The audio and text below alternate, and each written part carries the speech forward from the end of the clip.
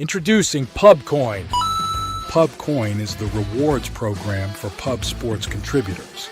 Regular chat contributors share their play of the day, POD, in the YouTube chat, including the phrase POD in their message. At the end of the week, the amount of units earned are converted into PubCoins. PubCoin can be used as reward points for prizes, shop discounts, and contests. Hey, what's going on, y'all? It's Mills here. Pub Sports Radio. Do you guys want to challenge the personalities here at Pub Sports Radio? Do you guys think you're better than them at entering in your MMA predictions and picks? Would you want to get paid for it? $100? Here's how you do it, man. You sign up right here at the link below. It's just this easy. PubSportsRadio.com. Enter your email. Pick your weekly picks. That's it. Oh, and you get bonus points if you can predict how they're going to win in what round. Every single week, a new winner's getting crowned. So every Saturday on Pub Sports Radio. So come on and check us out. You can win $100 just for signing up. Only thing you need to do is see if you can beat us here at Pub Sports Radio by entering your UFC predictions and picks weekly. Do it. I dare you. See you guys soon.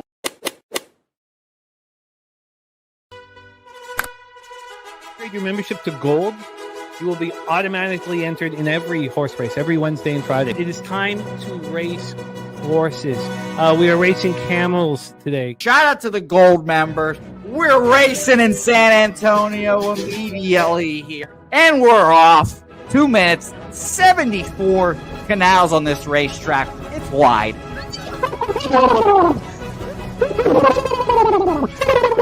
We're racing in San Antonio. Matt Wally moving forwardly. Jeff Slaughter in the mix as well. And as is Randall Sheffield, who's put that beautiful nose out front. But it's actually real grass here, Jimmy. Maybe Kentucky bluegrass. Oldie, no! There he goes. There he goes. Oldie in the lead now. K. Wolf falls back. The horses love it. Sometimes they stop and eat it on the way to the finish line. That's why your horses start so far in the back. Here. Oh, look at Nussflush Allen bursting out here. J-Dub in the mix. Rude Boy up here as well. Jimmy, take it away. There's Oldie. Oldie is moving to the front. We are past the halfway mark in our 2 mile. And there's Ricky Levy. Oh my goodness, he's in the mix here. Jimmy, take it home. This is our first dog race ever. 19 seconds left in the horse race here. It's Fernando Mendoza trying to find the wire. 14 seconds left. Can Fernando Mendoza take this home? Here comes Kenny Ken. Kenny Ken wants a piece of the pie. Put his schnoz up front. Ricky Bobby, 9 seconds left. Can Donut Silks make a run? Can Red Small make a run to be $50? You son of a bitch!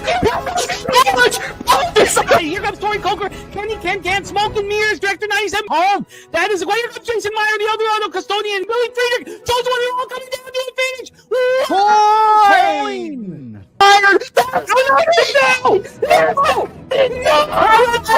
Nowhere! Oh no! Fanatical Jim!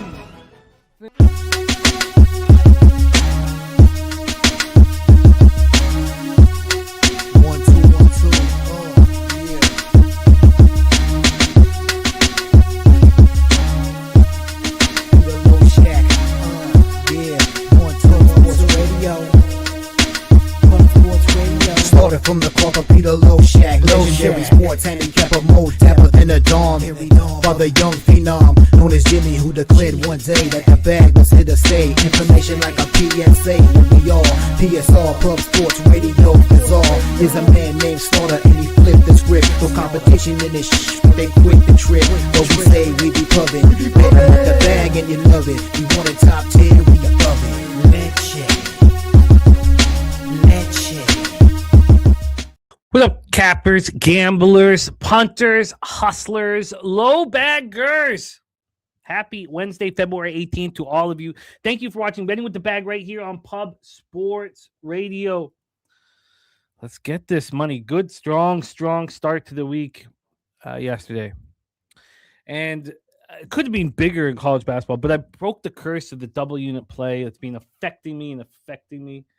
So I broke it. It feels very, very good to have broken said curse. So, man, doubled up Arizona State. A lot of people said, do not do it. And I did. Arizona State, first half and full game, taking care of business for me. We are starting early so that we can cap Olympic hockey. So that is the plan. I just need to get the link out here to the Goracle. And then we will be off and racing. Thank you guys for joining us. Great to see all the cappers in the house. Yes, don't worry, Nasty Nate. We have a new intro video that is very, very close to being here right now. That we're pumped up about. We don't want to put too much into it right now. We want to surprise you guys, but we have a new intro that we are very, very excited about. It is 2-1. I have live bet the under 8.5 and the under 7.5. I live bet first, then I live bet the under 8.5. We have a Czechia. Plus 3 at plus 110. So they're up 2-1 right now. I did lose the first period under. I have the full game under 6.5. It's now a 6.5. The total's gone down to 6.5. We'll see how this bangs out. You have to think that Czechia plays the trap here. But, this is good for Canada or America. You want to deal with some adversity during the tournament. Shout out to all the cappers in the chat. Christopher Tatum off of Beauty, 3-0 day. Rez Mob cashing Iowa -1 full game. I cashed them first half. I love it. And the respect play of the day is in. It is Tennessee -6 first half. Let's get this all copied and pasted. Let's get this all locked in here. We have Stephen Fahrenbach says Canada live time. I don't know. With such a big favorite, it's hard to get on them live. I mean, they're still -240 on the money line. We can wait and see how that bangs out. We got Stacks in the house. Stacks will be joining us. The Goracle will be joining us first for our hockey, our Olympic hockey. And then we will have the Goracle giving us his best bet in college basketball. And then we will have Justin Mcelvy and Wine Time. Wine Time will be here for all of it. So we got a great, the list of action, the list of the games is under the video description right now. Stephen Fahrenbach, Michael Johnson, Nasty Nate, Andrew G. Let's get Stacks play day number 2, Missouri +4.5. Get all locked and loaded for us. I've got 6 bets. I do have a double up again. I figured I broke the curse yesterday. Let's get paid. Also, the first low bag parlay of the year. Peter Nice parlay cashed easily at +228. Ronnie Lofton in the house. Kristen Hess, it is great to see you. TJ ready to get to work. It's great to see all of you guys. We have a game in 19 minutes. 19 minutes Olympic hockey. We have just the man for the job. Coming off my best day in the tournament. Now, I'm only 1-2 to start the day, but it was a monster 7-2 performance yesterday in Olympic hockey. I need more. J-Dub in the house. Kong's Clips ready to get to work. Please welcome from the north. That was a great game, Kong. All of us on Michigan. That felt good. Thank you for getting us there. From the north, a man known for his depth of knowledge, and we have just the tournament for him to utilize that depth of knowledge. Please welcome the Goracle to the program. Gorki, my friend, how are you? Are we sure that this is the tournament where that can happen? I know you're not off to the best start, but there's still time, my friend. There is still time, and we have a big game popping off here with Finland, Switzerland. Let's take a look at the line history here for Finland, Switzerland. Finland, after losing their first game to the Slovaks, have looked awesome. They took out Sweden very comfortably. They absolutely annihilated Italy. They look very good. They are -270 now on the money line. And let's take a look at what it was yesterday here. I got it all in pictures. They were minus 220. So we've had a 50-cent move since 6:30 p.m. last night. The over 5.5 plus 135 is right there. And I have not bet first period under and full game under. I just don't see the risk reward in it. The under 5.5 is minus 160. I'm not going to pay for. I'm not going to turn into a 5. And then the first period under is minus 150. I feel like I have a better opportunity moving on it live. Then I have Switzerland top 3 finish. I have Switzerland long shot banger to win it all, which is obviously very unlikely. So I don't feel like there's a need, certainly not a need to hedge. So at this point, we have 17 minutes till puck drop, and I've not moved for. Oh, you were in the building, Kong. I didn't know you were in the building for that, man. So, Goracle, take it away. Your plans for Finland, Switzerland. Well, first of all, I have Finland to win by 2 at plus 125. I just think that these teams that are favorites and actually favorites because of the actual, like, what's going on and stuff like that, like in the spot with Switzerland, I really think that the Finns need to show up and finally prove that they're actually favorites. Maybe not win a game 1-0. Give us at least a 2-3 goal victory. Let the people see that you actually deserve to be called a top hockey nation again. Teemu Selanne, Jari Kurri are not proud of this bullshit. What do you mean by not proud of this bullshit? You don't think they've looked good in the tournament? Right now, they haven't shown me nothing, Jim. They haven't shown me nothing. You weren't impressed with the victory over Sweden? Sweden, yes, but Sweden is always one that they're going to get up for as the smaller nation. Like, hockey-wise. Because in their minds, that's always not only in their minds, but that's a neighbor derby, Jim. But outside of that, like not showing up for Slovakia, they got absolutely outclassed. I was dumb for not being on the other side of that. I had no action in the game. But looking back at it, that was one where I could have made 4 or 5 units. You have the Goracle on the puck line. So this is you believing in this Finland team, or is this you fading Team Switzerland? I hope to say that I can say believe in Finland because they are a powerful forward group, Jim, especially. There is no reason why you cannot win this game by at least 2 to 3 goals.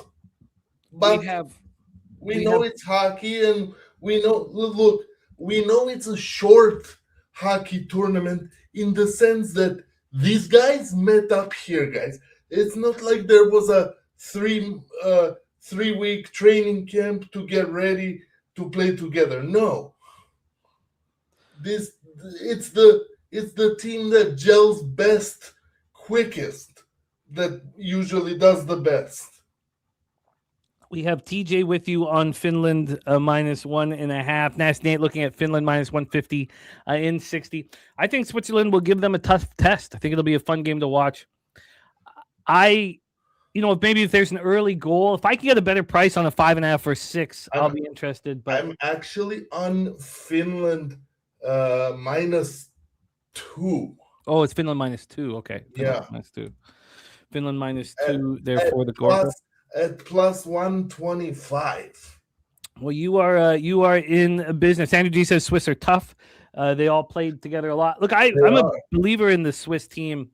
I think the line is no longer right.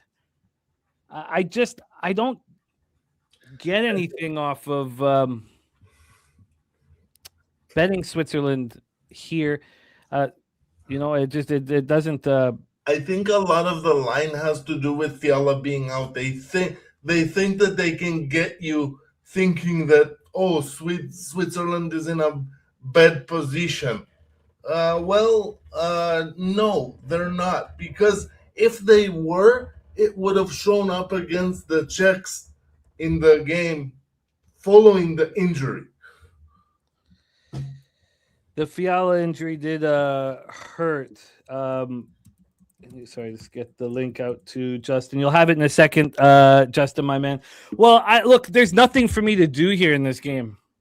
I don't see a risk reward. You have pre-flop though, right? Compounding losses by moving here on Switzerland. I will look to move live with you guys. Justin, the link has been sent by Jose, so let us know if it's not right or if there's something wrong with it. Let's move on to 3:10 p.m. Eastern. The mighty Americans at Sweden. This is a beauty spot here. Canada has just tied it up. You want me to send the link to Justin? No, don't worry about it. We got a producer on it. We have Sweden money line right now at plus 210. So let's take a look at where it was yesterday. It was Sweden at plus 180. So the Americans have gone from minus 220 to minus 260. I don't bet plus 1.5s in hockey ever. No value. I'm not going to start now. So that, and then I've got futures, on Sweden.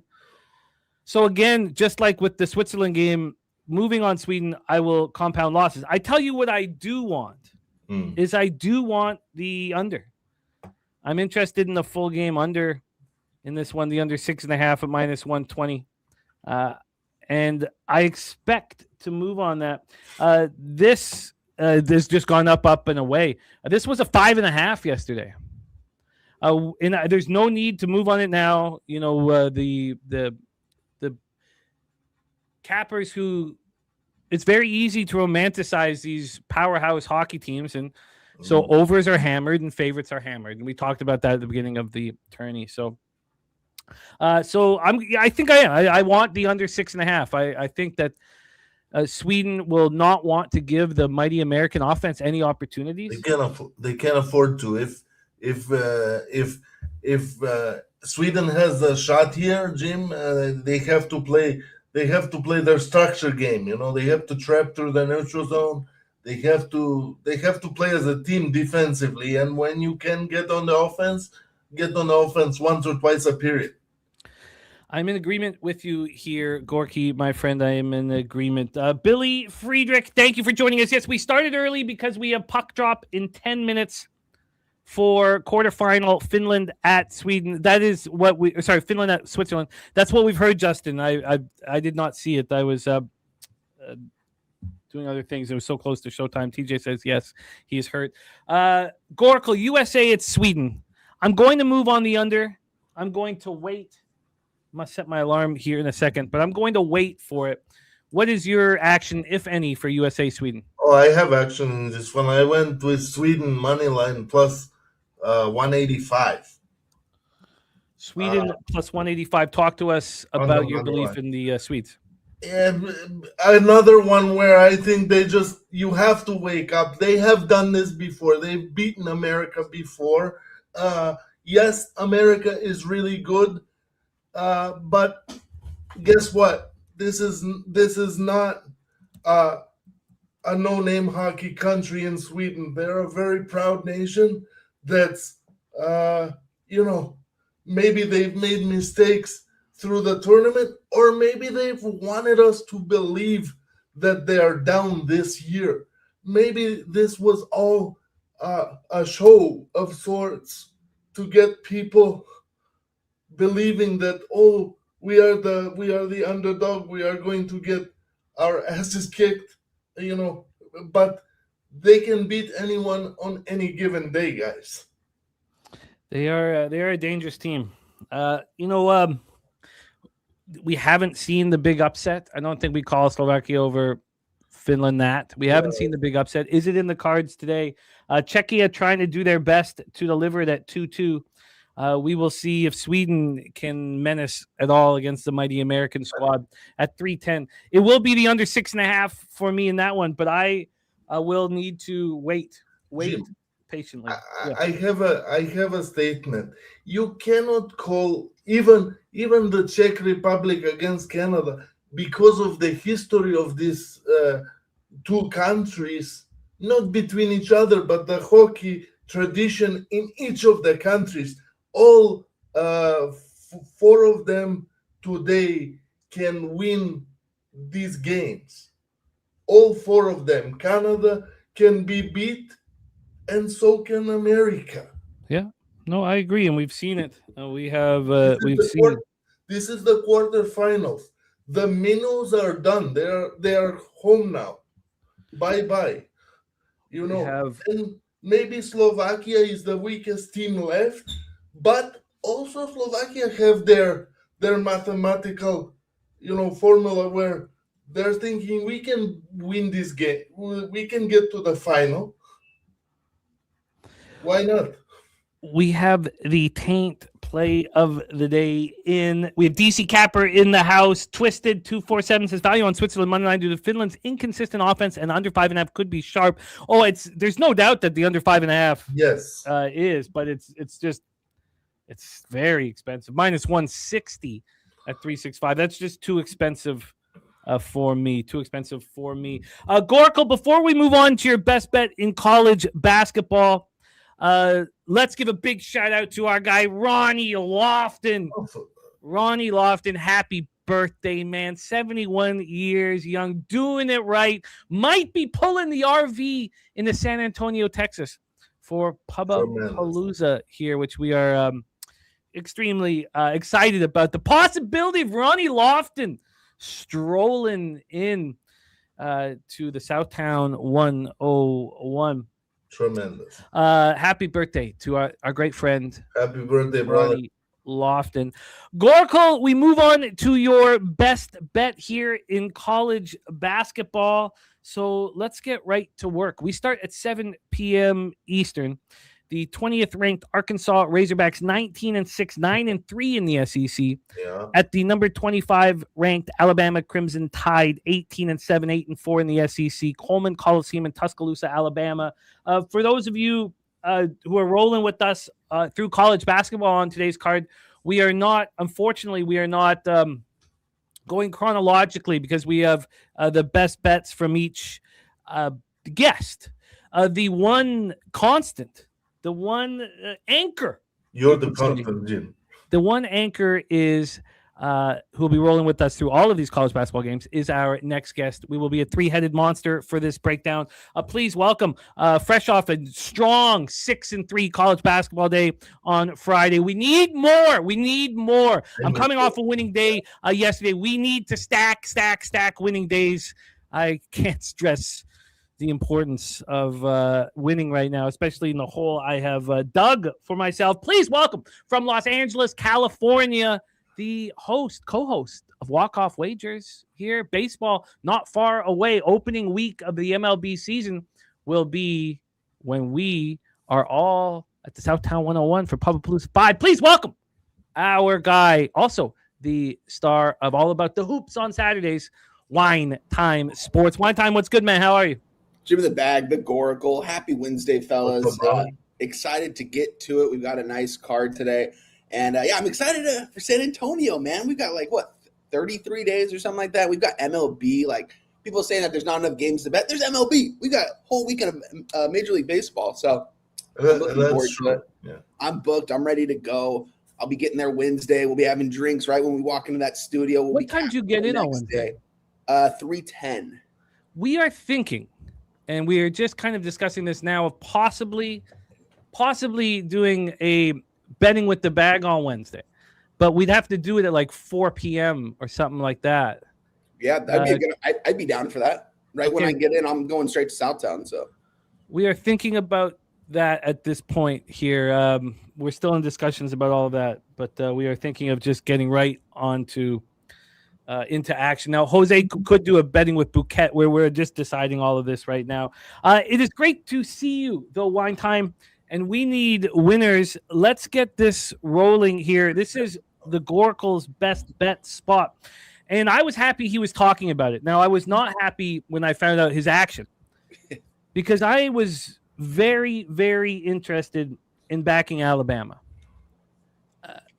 I don't blame you. I see that the number has moved since I played it, huh? Yeah. Well, the number wasn't appealing, and I'll set this up, and you can go first and hammer away Gorki. But let's set up We the have a line. guy backstage in case you want to bring him on too, huh? Yeah, we're all good, Gorki. Don't worry about a thing here. So let's roll here. So this is a huge basketball game, 7 p.m. We have Alabama opening up at -4.5, and it moved to 4. With the half-point move towards Arkansas, I didn't feel the need to get in on Alabama then. I think that the cloud kind of hanging over Alabama with the roster is gone. And I think the underlying theme is people believe that they're less than, and they're not. They're just as strong as they were 3 weeks ago. They did lose a big man who wasn't that important in their victories. He wasn't playing a huge role in their games. And I just think that it's been blown out of proportion. Alabama is still clearly a tournament team and could menace in the tournament with this roster that they have right now. So we're back at a 4.5, and it looks like 5s are coming. And I needed a sign from the books, and I believe that we have that now. So I'm just going to refresh my odds page here just so I can see if there are 5s right across the board. We will take a look at the legal books as well. And they're not across the board. Wow, not at all. So it's just a juiced 4.5. And some of these offshores aren't even juiced. They're just still sitting here at 4.5. Let's take a look at the total before we hear from the Goracle. This total is a 184.5. And it's just climbing. Opened up at 181, got up to 183 at 6 p.m., then back to 181.5. It's bounced around 183 down to 181, up to 183. Now we're at 184.5. Wow. When we take a look at the cash flow for our first game on the board, and we will get legit information here with these big time teams. 54% of the tickets and 77% of the cash is on Alabama. I see a 5 now at circa. They had all the big bets coming in on Arkansas for a long time. Now they don't. Now it's moved over to Alabama. So we have a full point move towards Alabama. I think Alabama needs probably to be bet now if you want to move on them. Arkansas is on a 3-game winning streak. 2 wins on the road. They took out Mississippi State by 20, and then they destroyed LSU by 29. 2 very weak teams here that aren't. I don't put too much faith in the SEC. And then they take out Auburn. So we're talking about a bottom group of teams. They're playing good basketball. I mean, they're playing good on the road. They took out Oklahoma on the road, 83-79. I just think that Alabama can take care of business here. AM says this is too many points to give to Arkansas. Take it away, Gorki. Arkansas Razorbacks, Alabama Crimson Tide. Look, with the turmoil that Alabama's program put themselves into with the Charles Bediako saga, Nate Oates put himself behind the 8 ball because while Arkansas has been getting big wins, let's talk about the fact that this Arkansas team at home, right? I believe that Texas Tech spot was at home. It was a neutral court. Okay, thank you, sir. But yeah, I was on the other side of that, obviously, and that day I decided that this team was really good. Darius Acuff is the engine at point guard that makes this team go. Alabama can have their day, but I've also been on Alabama this season when they've been beaten by 35 points. Like you never know what you're gonna get with Acuff playing right now and Arkansas being the higher seed. Give me them on the money line I'm upset at the fact that my number isn't as good as it should be given the points right now. But on the money line, I have them at plus 125, and I'll take that because it's all about cashing the ticket. Plus 125 here. Wow, yeah, you did get. I mean, 50 cents, but that's. I think that the opening of the breakdown about the roster management, all that. That's what I wanted to bet against. Everybody talking about that. Now you left it, and you had many other notes and many other angles and points, but I want to fade that thought process that this roster that they put it on, they did it to themselves, all this stuff. I just think it's way blown out of proportion. No, I'm not blowing it out of proportion, but he did. Like Nate Oates knew exactly what he was doing. He did. He knew that this kid has 3 years as a pro. Like the D League is a pro league, right? Sure, but if he knew what he was doing, he wouldn't have done it. He thought he could get away with it. I mean, good luck, but it didn't work. And now you threw your team out of whack. I disagree with that whole, and I've heard it from so many people. So I understand that is the mentality. That is the mentality I want to fade here personally. Let's hear from Wine Time Goracle on Arkansas money line. Probably cash. Wine Time, Arkansas Razorbacks, Alabama Crimson Tide. Take it away.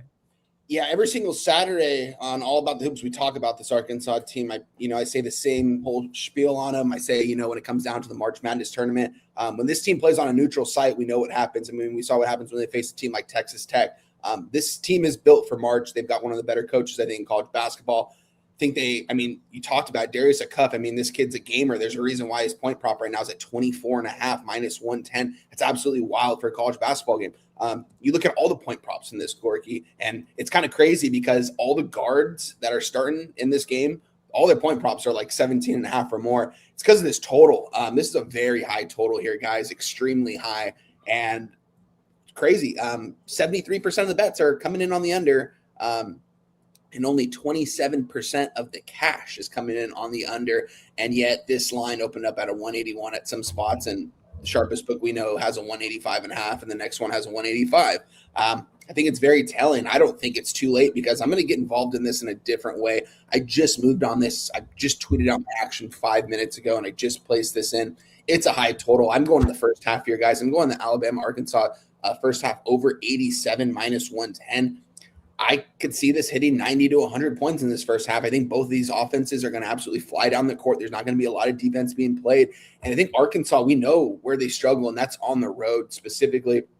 I think they have a couple wins on the road in conference play. You mentioned Oklahoma. I forgot what the other team was. I want to say I forgot who it was. It wasn't a very good team. I think it was Ole Miss. Mississippi State and LSU.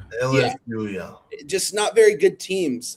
So I don't know. I don't trust Arkansas on the road here. I would only trust Alabama, and I think Alabama, looking at their team total, is something to look at too. But I'm just going to look at the first half here. I'm going to stay away from the full game. I might move on Alabama here because I can get a 4.5 still available, and I still might because I like Alabama, and I should probably move on it now before it goes to a 5. But I just did lock in the over first half. I just think all these players are going to get off today. I think there's going to be a lot of points scored. No defense is going to be played in this game, specifically the first half. So I took the first half over, and I'm actually going to add it right now. I'm going to play it. It makes sense to back Alabama here in this spot. Who do I think the better team is? It's Arkansas. It's probably not even. I think Arkansas is a much better team here. But I think Alabama being at home, I mentioned Arkansas struggling in road environments. This will be an extremely tough road environment in Alabama. So I think Alabama rolls here. I'm going to add it. I'm going to make the bet as we speak. And then I'm going to tweet it out, and I can get a 4.5 full game. So lock me in Alabama Crimson Tide at home minus 4.5 minus 110, and the first half over 87 minus 110. You are in. I just bet it at minus 115. And offshore, if I wanted to be liquid, was at minus 114. I'm trying not to be too liquid these days with the struggles in college basketball. So I sent it in minus 4.5 minus 115 minus 4.5 minus 110. We have cappers on the other side. AM with you, believing that this is too many points to give a strong Razorback squad. And we have the Goracle on Arkansas money line here at plus 125. The Goracle giving us Finland at -2 at plus 125. Sweden money line at plus 185. And he has also given us here Arkansas money line plus 125. You know how the Goracle works. Plus money spots across the board. I just want to say, Jim, if I have to pick one, the one that I trust most is probably Finland, then Arkansas, then Sweden. Like that would be my from best to worst kind of thing. Oh, I love it. I love it. What's your bet on Sweden, Gorki? He's on the money line. I like it, honestly. I kind of wanted to move on the plus 1.5. I don't know what the juice is, but I think it's probably affordable, right? The Sweden right now. Sorry, it's over here. Sweden. Sorry, I got my bet up here. Sweden now minus plus 1.5 is minus 115. Oh yeah, I think I might actually end up moving on that.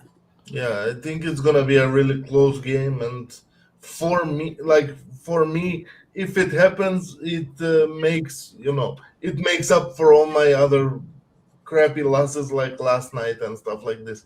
By the way, great job moving on Arizona State, Jim. Thank you. That was double up. I got to heat up more than anything. I got to heat up. Gorki, thank you for your angles, your energy, all that you do for us. I popped your handle in the chat. Hit that link. Support our guy, the Goracle. Thank you, guys, and I will see you Friday. I love it. There he is, the Gorki in the house. Jerry Davis says, a couple notes here, around 80% of that 180-plus totals have gone under. Says, my Hogs defense last 8 games, way better than season numbers. He's on Arkansas and the under, already betted at 182. Wine time, TJ is he is very bullish on his American squad, and he has every right to be. These are super teams, easy to get excited about. I will be moving on the under in that game, 6.5 minus 120. I'm just going to keep waiting. I just think money will keep coming in on the over for this one. Shout out to the Goracle. Let's bring on our next guest. It is all college basketball from here on in. Please welcome star of the Stacks play of the day. And we have such a focus on college basketball now with no NBA. The NBA comes back tomorrow, but we are very lucky to have him here on the show today. Please welcome Justin Mcelvy. Stacks, stacks, stacks, stacks, stacks, stacks, stacks, stacks, stacks, stacks, stacks, stacks, stacks. Justin, what's good, man? How are you? Pretty good. How are you? Wonton, Jimmy, what's good? We are heating up. Oh, man, I'm jealous. So Jimmy still don't have one? No, I actually do have one here. I do. I'll get in on the next one here. I'll get in on the next one. I actually went out, got a bottle, so I wouldn't be so alone. So yeah, I'm gonna grab it in a second. I'm gonna get in with you guys. By the way, TJ says very big on U.S. women tomorrow to crush Canada. USA minus 1.5, -2, -2.5, and -3 for TJ. Now our captain will be playing in that game. She didn't play in the first one where they lost 5-0, but I've not capped the game. Shout out to Acacia, the solution. We got Billy, Friedrich, M, the Great, Twisted, TJ, Jerry Davis, Kong's Clips, the Nuke Worker. Let's get to work. Markel, 40 Kid. Let's get to work here, fellas, because we start Justin's action with the Stacks play of the day right now. We have Clemson. It is Clemson for Stacks. Clemson ranked 33rd in the Ken Palm rankings. At Wake Forest Deacons, who are ranked 71st. Clemson 20-6, 10-3 in the ACC. The Deacons 13-12, 4-8 in the ACC. Let's get this all set up here and hear from our guy Justin why he is so bullish on Clemson in this spot. We'll start with this line history. We have Clemson. Well, the total right now is at 138.5. Let's start there. 138.5. It's opened up at 137. It got up to 139, dropped a little bit. Now we're back at 138.5. So we have a 1.5 move towards the over. From a point spread standpoint here, we have Clemson minus 3.5 at minus 116. They opened up at minus 3, about 7.5 hours later, moved to a 4, then back to a 3.5. But there's 4s everywhere else. This 3.5 right now is at minus 116. Minus 116. Take a look at the cash flow as well here for this one. Let me quickly get over there. Cash flow wise, we have big games on the schedule today, so we're going to get real legit information here. So let's see what we've got for the Clemson game. 93% of the tickets in cash is on Clemson. 93. As I said, the offshores other than BOL have all moved to 4. That's not the case for the legal books. They're all hanging 3.5s except for the Superbook. The Circa has got 87% of the tickets and 88% of the cash on Clemson, and they have not moved the number at all. Wake Forest struggling badly in conference play.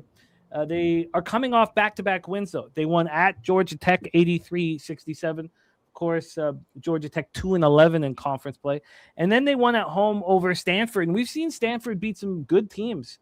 Stanford 5-8 now in conference play. So back-to-back wins for Wake Forest. Back-to-back losses for Clemson. They lost at home to Virginia Tech by 10.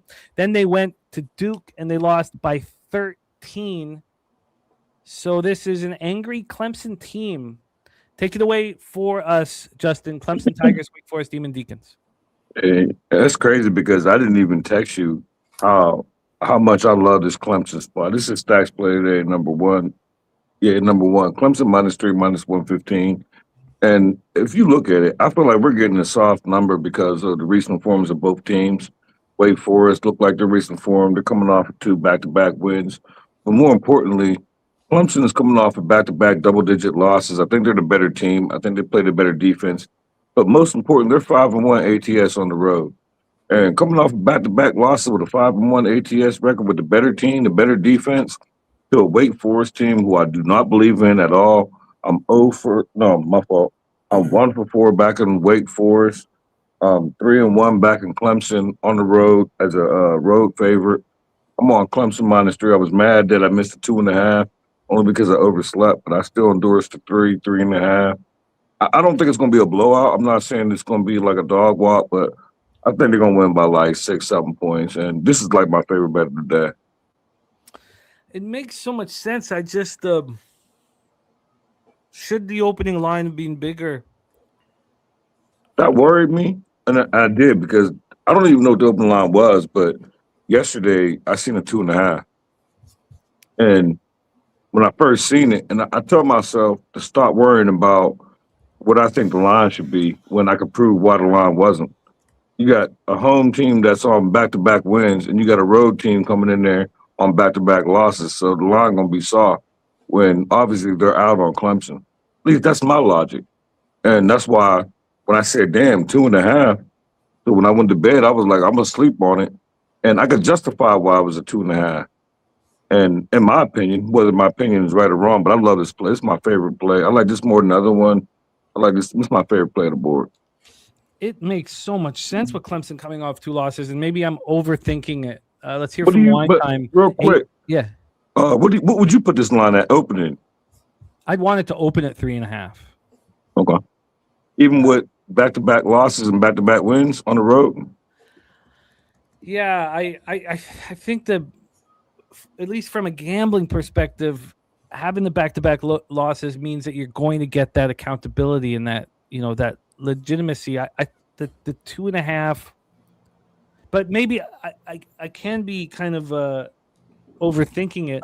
I see a 20-6 team that's 10-3 in conference play going to a team at the bottom of the ledger. Off of 2 losses, they should smash and grab them. So the line comes out at 2.5, so they get 93% of the money. Now we see the line moving at least, so that is key and that is crucial. But that's what just made me nervous. Let's hear from Wine Time. Twisted said it's good up to 4.5. Wine Time, take it away.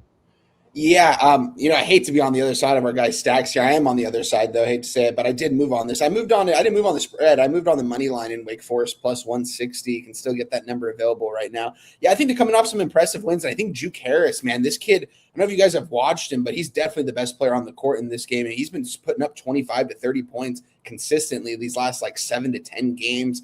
He's kind of just putting the team on his back and plays with a lot of heart out there. I watched their last game, and this kid's definitely can ball out there. And I think being at home, this is a short line. If I would have, I wouldn't have been on Wake Forest.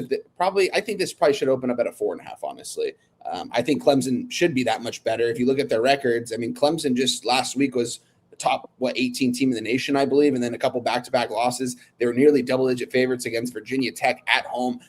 They lose that game by nearly double digits. Losing to Duke, I get that. And I just think Wake Forest is playing better basketball. So I think them being at home here, why not get 3 games in a row here? I think this is a shorter line, and right now they're pretty much 3.5s across the board at all my books right now.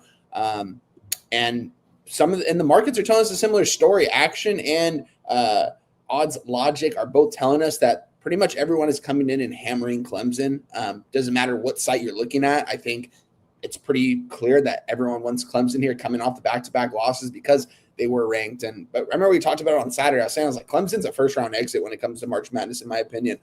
Wake Forest won't be there, though, when it's all said and done. I just think this game might mean a little bit more to them. I think Juke Harris has himself a game, probably gets 25 to 30 points here in this game, so watch out for him. I'm on Wake Forest plus 160 money line.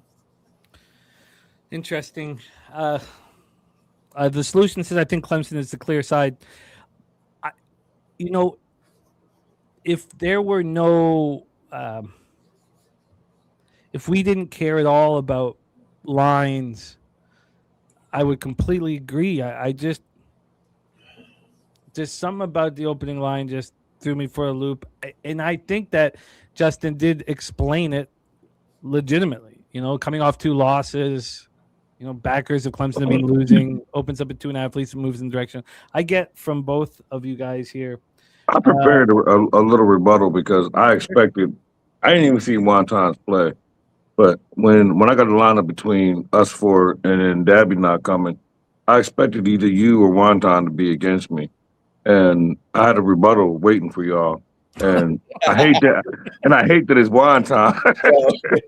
But my whole thing is, my thing is, so if this line opened at 3.5 or -4 to both of y'all, would y'all still move on Wake Forest? Would you move on Clemson?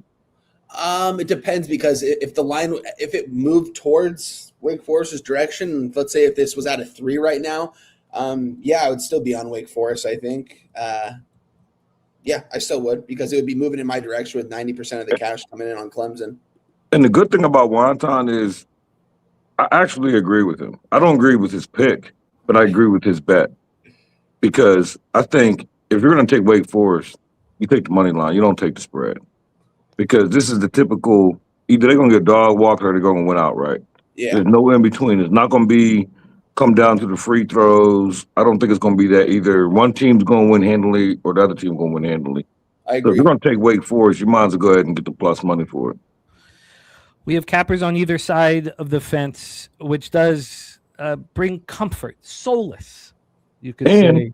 Do you think the 2 losses and the 2 wins on the home team and the home court advantage, do you think that adds anything, whether it's a half a point or a point, to the opening line? And I'm asking both of y'all. Sorry, say that again. Do I think the 2 losses? Let's just say, let's just say, but Wake Forest coming off of 2 wins, right? Mm-hmm. And Clemson coming off of 2 double-digit losses. Do you think that plays any part in the opening line? Definitely. And I feel like that's why it's 2.5, why I open at 2.5.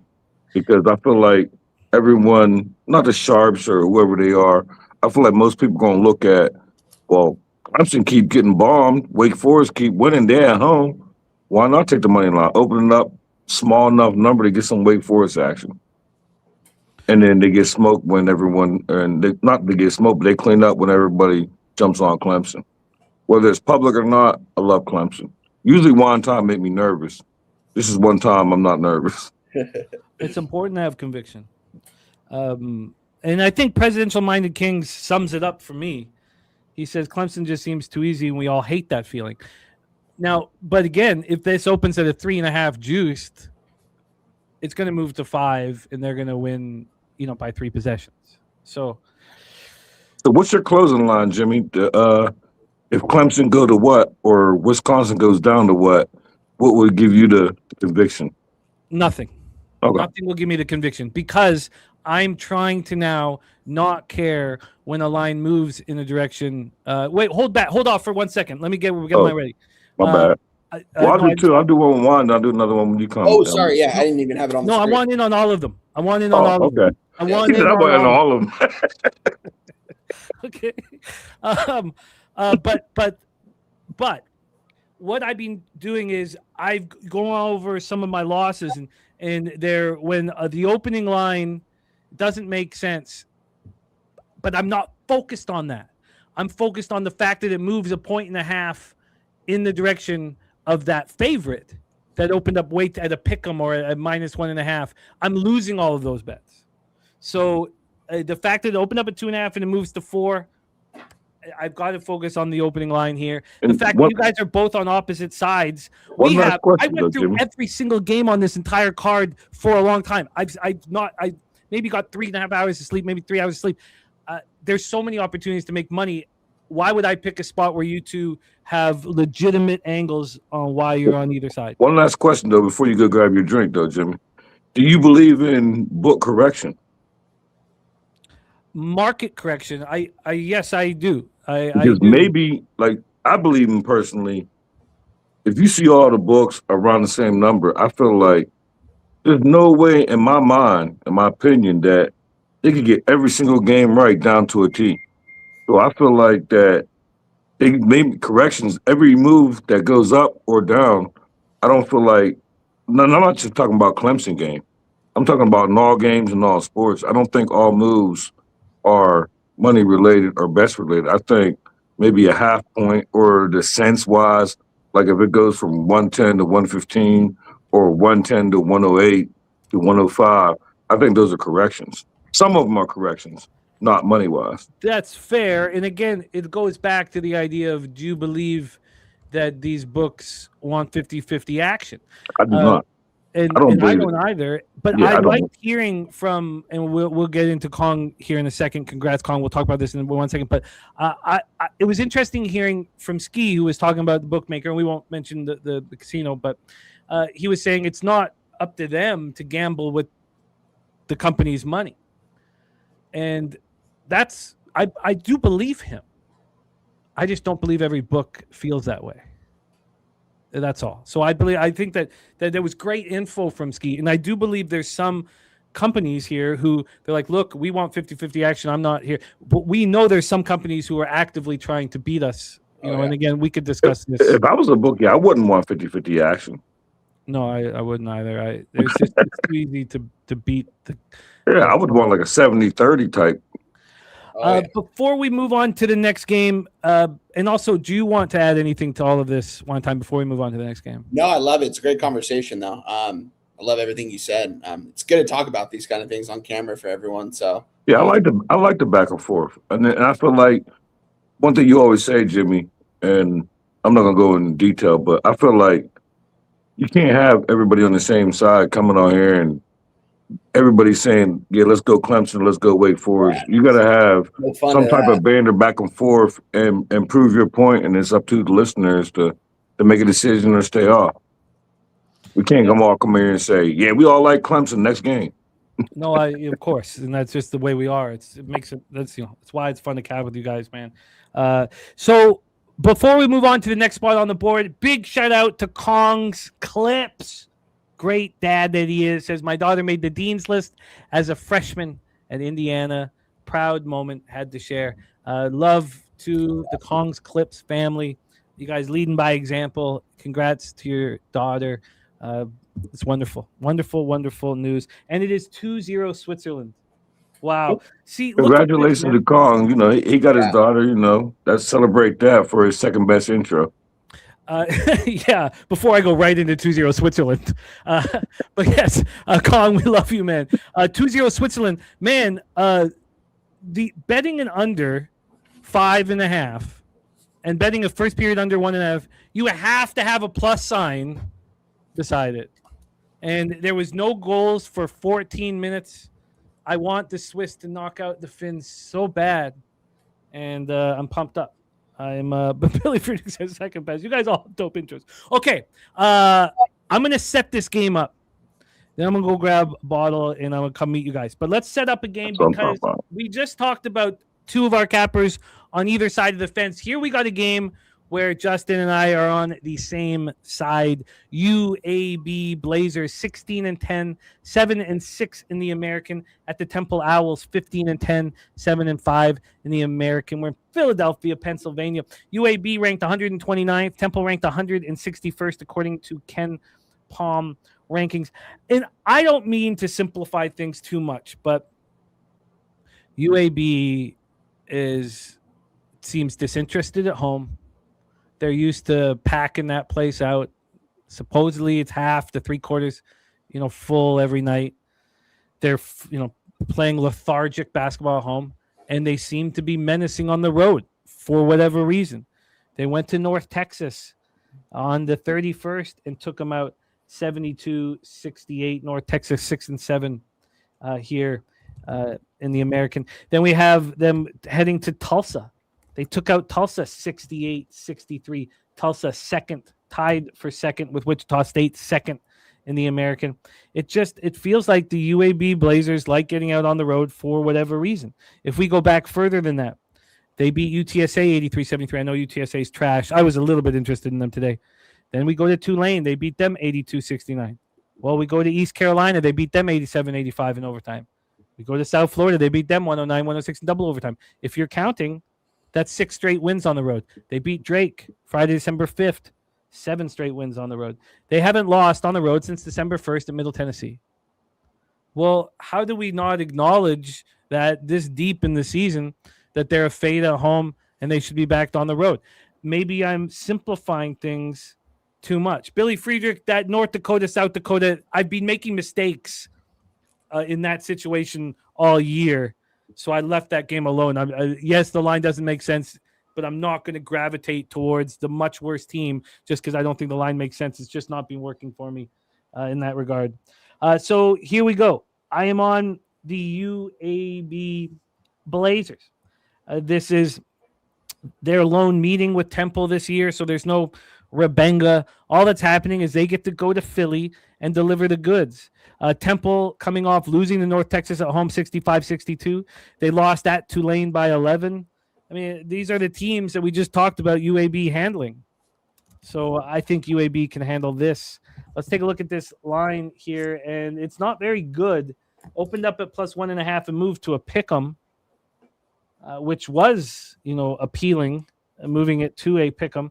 And then, now, and I got him at -110 on the money line. What would it be now? I'd like to quickly take a look because I don't like that it's moving back to Temple. I guess I could be simplifying things a little too much with this team just winning and winning and winning and winning on the road. It's a +105 now. This is not good. I don't like seeing any of that. We'll take a look at the total here and grab the cash flow, and then I will be right back. From a total standpoint here, we have this sitting at a 144.5. That's exactly where it opened. That doesn't tell the story, though, for you guys interested in the total. This opened up at 144.5, got all the way up to 146.5 before it came back down to 144, and then up to 144.5. And then when we get to the cash flow for this one, we have 80% of the tickets, 87% of the cash on Temple. So there's a ton of money coming in on Temple. Now this opened up at 9:51 p.m., a Temple -2 at Circa. 3 minutes later, they moved it to a pick'em. Somebody was sitting there waiting to pounce that they respect and did exactly that, pounced. Then we have it moving back to 1.5, 12 hours later, which I don't like. I know that Justin's on this. Justin, take it away, my friend. Shout out to Mark Stasowski. Your mailman delivers on Seattle U. We're talking about that game. Your mailman delivers. I'm interested in that spot. Take it away for us here, Justin, and then hand it over to Wine Time. I will be listening. The floor is yours. UAB Blazers for both. Yeah, one time I felt like I don't know if you got action or not in this game, but I wanted to lead off in this game. This was the last game that I said to Jimmy that I wanted to break on before the schedule changed. And when they lost their previous game, they was at home. I want to say it was Tulane. I could be mistaken, but when they lost their previous game, I circled this spot, and the line was bouncing back and forth. I got UAB minus 105. And when you look at it, and Jimmy done stole a lot of my cap before he bounced out. UAB got 7 straight wins. This Temple team, I don't think they're like that. I don't think UAB is that good. But 7 straight wins coming off that embarrassing loss at home where you shouldn't have won, where you was a home favorite. I feel like you should have won that game. I don't believe this was a look-ahead spot, but I think this is a UAB spot. Pretty much all day, the line that moved against me. I was watching Uncle Ramon earlier this morning, and his things kept chirping, talking about Steam Temple, and I just don't agree with it. I'm on UAB. I could have got a 1.5, or I could have got UAB plus 1.5, and I passed it up and got a minus 105, and I didn't make it. I didn't post it, so I'll take the best money line number you can get me for UAB. 7 straight coming off that embarrassing loss at home, where if you take out, they don't play well at home. Regardless, they were still a home favorite, decent size. I want to say they was like 6 or 6.5 home favorites and lost outright. And now going back on the road, I don't know what's going on at home in UAB, but whatever it is not working for them. And I think the better team is UAB. 7 straight on the road, coming off the embarrassing loss, playing this Temple team. I'm confident in UAB. So best number you get. I personally got minus 105, but I didn't post it, so whatever money line you give me for UAB, I'll make it official. Let's do it. Yeah, I got you a plus 109. I'll see if I can beat that right now. That's now. even better. Let's hear from Wine Time. Yeah, I mean, looking at the market, I mean, 93% of cash coming in on Temple right now. And I don't really see the line moving too much in their direction. Looking at this total of 145.5, I didn't want to play this game, but I would say UAB coming off a loss. Yeah, they should be angry going on the road here. This wasn't one of the games I wanted to move on, though. It's a pass for me, but I think I would probably be on UAB in this spot. Just coming off the loss, I think these are 2 pretty equal teams, though. I think this line's probably set right where it needs to be, but the fact that all this money and all the bets are coming in on Temple, according to odds logic, line's not really moving. I mean, a really sharp book opened this up at a 2, and it's now went all the way down to a pick 'em, and then it's at a 1.5 now. I don't know. I'm off this game. Nothing for me. Well, something for me then.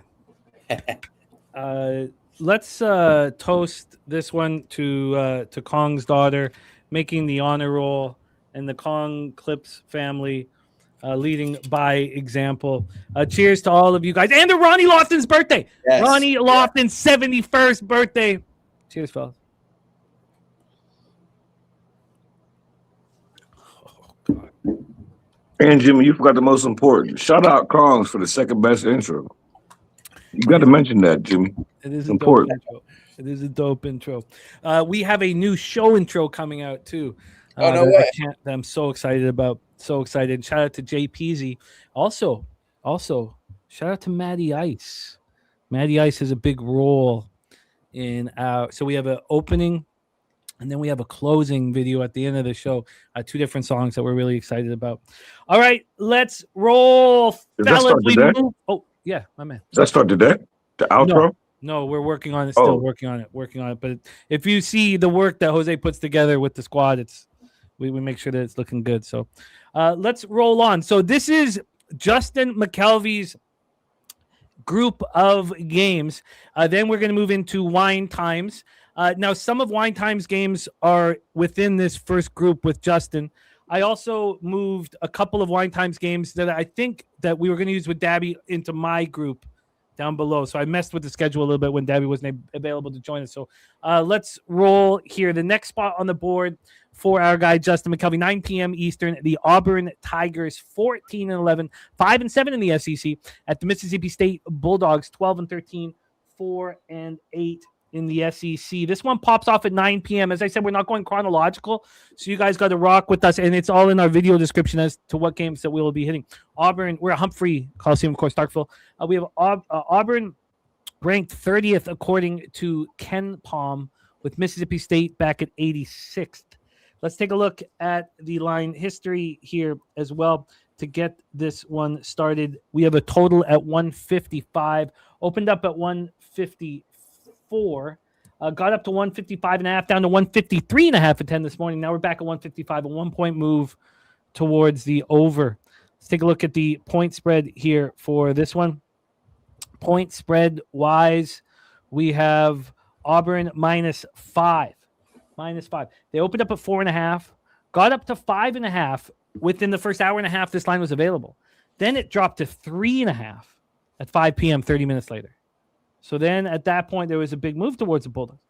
Then we see this get up to 5, down to 4.5, up to 5.5. We're back at a 5. We've had a half-point move towards the Auburn Tigers. AM's got the projection, Auburn -8 here for this one. Shout out to Ricky Bobby in the house.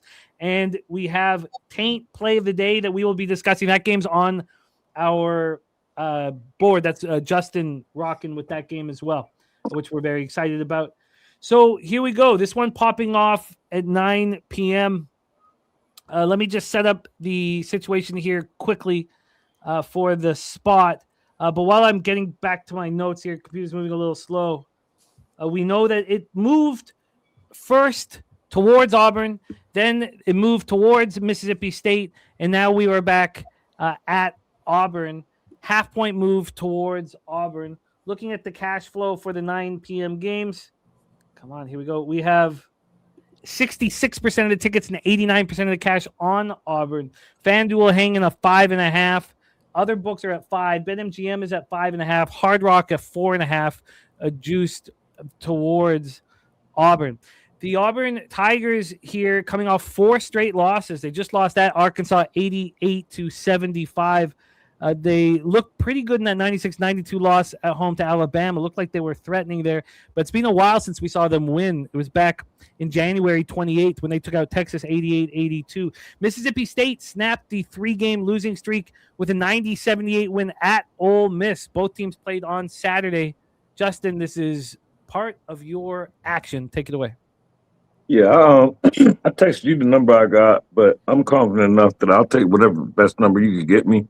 I personally got Auburn -4. I think this is the perfect spot. And as far as the line, I feel like there was I feel like it's almost the same situation as Clemson. And I look at it like Mississippi State, they finally broke their win streak on the road. But look who they broke their win streak against. An Ole Miss team that lost, 7 straight, 8 straight now? That's in competition today against A&M. So I feel like you got to scratch that. Like, okay, you got a team coming in there 3 losses straight and 7 losses straight. Well, maybe it was 6 losses for Ole Miss at that time. So discredit that with Mississippi coming back on Mississippi State coming back at home. You got Auburn get the better team, looking at 4 straight losses, looking for a road big win in the SEC. If you look at the SEC road favorites compared to just in the SEC alone, the road favorites in the SEC alone cover more than the ATS dogs do. And not to mention, I think they're getting their player back for Auburn. So I expect a lot of points. I expect Auburn. I do like this over. I didn't bet it.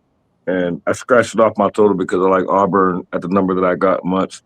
And I think this is the Auburn going away spot. Like, way too low, 4 losses straight, Mississippi State home. I think that's my justification of why the line opened up so light. Because I got a 4, but it might have opened up a little bit lower than that. So me, in my opinion, I think that's why I opened up that low. And I think that this is a smash spot, way too low line. Give me Auburn, best number you get. I got a -4. I can actually, the sharper books are moving this line fast, Auburn. So Godfather got Auburn -5.5, -104. But some of the public legal books are giving you a chance here. The DraftKings hanging a -4.5 at -118. Can you give me a 5 for?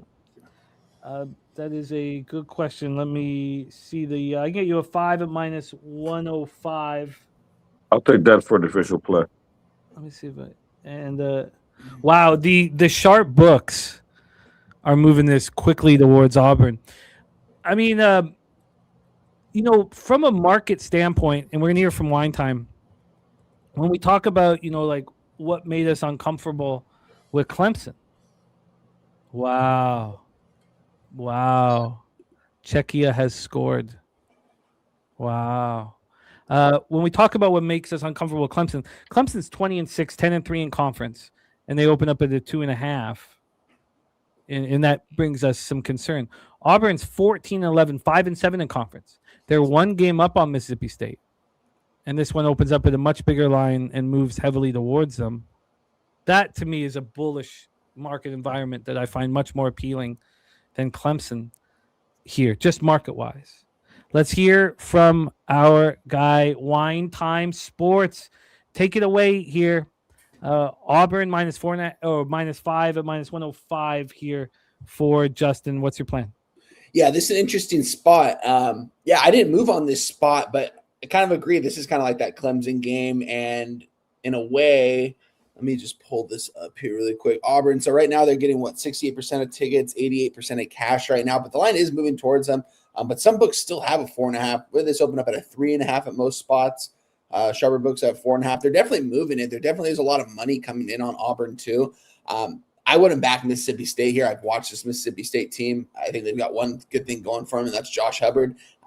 Outside of that, this team doesn't really have a lot of life, and I find it hard to believe that they take care of business even at home. Although this line does look a little bit fishier because according to Ken Bob, Auburn 30. I'm actually quite surprised at that. I think they're very much overrated. Despite, you look at their last 4 losses, though.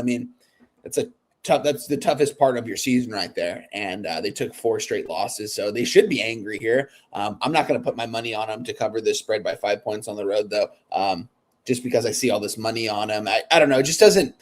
This doesn't appeal to me like Wake Forest did, like to back I guess you could say side with not a lot of money in Mississippi State. I want nothing to do with it because it would be Auburn or pass, but I kind of want to just monitor this line. If this continues to go towards Auburn, they move to like a 5.5 everywhere. I think Auburn clearly smashes. They move to a 6, clearly smashes. I think if it stays right here, I would probably lean Mississippi State, but I'm off this game. I'm not putting my money on this one. Jerry Davis says since January 20th, SEC road favorites 14-1 against the spread.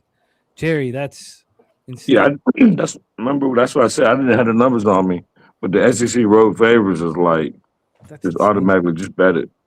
It's funny the one time that you broke it down because from an X's and O's standpoint, it doesn't appeal to me at all. From a market standpoint, like if we were sitting at Southtown, it'd be hard for me not to move on it at this point, just because we'd be, we're going to be hammering everything down there. Yeah. But that's the thing. That's why I need to get down there because Southtown, I would have convinced y'all to catch the opening number. We'd have had like a 4 or 3.5. So we crush that weekend because there's not a conversation. You know what? If it's not sports, you know what it is, right? Absolutely. And it's just you're just capping nonstop every second. And during the week, during that Wednesday, Thursday, Friday, we're up at 6 a.m. And so Low Shack it's Low Shack in the bag this year. Low Shack in the bag. It's not going to be betting with the bag. Low Shack in the bag. So we're going to change it up a little bit. I think it's a great move. So Low Shack in the bag, and then all you guys will be coming on as guests. Yep. Big Scott says, "Do we bet the draw now?" No, I don't. What's that called? I'm not a homer, and I'm not a kid anymore. And I've got a lot of money invested in these European teams. If Canada loses, it's not the whiskey talking. The fuck do I care? It's hard to win in Europe. That was the whole breakdown from the beginning. So I don't need to bet them live now because with 5 minutes left in the NHL and your team's down a goal, you get a minimum of plus 500. Here, what they're offering you a plus 188. What's that score? 3-2 Czechia. Third period. It's like 4 minutes left in the game. It's 4 minutes left in the game. 5 minutes and 38 seconds left. Wow. In the game. I was told the under was dead this morning. It's not dead. No, it's not. It's not. But Canada, that would be the middle, but you're just not getting the risk reward for it at this point. And Nutflush, now we never said they were the greatest team ever put together on ice. That's what the Czech team said. But of course, they're playing mind games, man. Of course, man. It's just we're too old for that. Nutflush says, "Do you remember coming to Southtown? There was a guy sitting in the dark with a backpack and a notebook." Nutflush Allen, whom we need there, man. Yes, we need there. I know. I texted Nutflush earlier this week. I was like, you got to get there, and he's gonna try. So shout out to our guy Nutflush Allen. He came into my work over the weekend too. So he did. Yes. He came in on Sunday, sent me a little picture of the view and stuff. So it was cool. That's dope. Let's get these the glasses up here. Respect. Hey, did it? I should reach out. I got his number. Yeah, and I think we need to get a spot for Ragu as well. So if anybody's looking for a roommate right now, is it going down there? Not at this point, but last year Ick made the decision like a few days before that he made it happen. So I texted him a video of us taking a shot that week, and he's like, "You know what? I'm booking my ticket right now." And he literally booked his ticket. Because me and Ick, we like neighbors. So, like, if he's willing to come with me, I'm just not getting in the air. Like, yeah, I'm willing to backtrack because he's like probably like 45, 55 minutes away from me, maybe an hour. I'm gonna shoot him a text later this week. I got his phone number. I'm gonna text him after we get off here and be like, ask him is he going, because I'm not getting in the air. I'm just letting y'all know that now. There's nothing y'all can say to convince me to fly down there. Hey, I'm just not doing it. No one. Look, we're your friends, man. One time been trying to bully me off screen to fly. Like, you don't know about this yet, Jimmy, but one time and there's another one like. Dutch done cussed me out and pretty much threatened me to come down there. Yeah, just yesterday. Like, I'm getting a lot of pressure and a lot of death threats about. We need you, man. We need you, man. And I'm doing everything possible. I'm just not getting in the air. No need, man. I respect the long drive, man. When we did our first low bag Summit of Champions in Miami, we had a bunch of Canadians that drove down to Miami. You know, because my whole thing is I got family in my interstate now in Houston. So I can make it like a week Pubblepalooza in the week with my aunt. You know what I mean? Oh yeah. I'm all about road trips and do like get to rent a car for like 3 weeks. You know what I mean?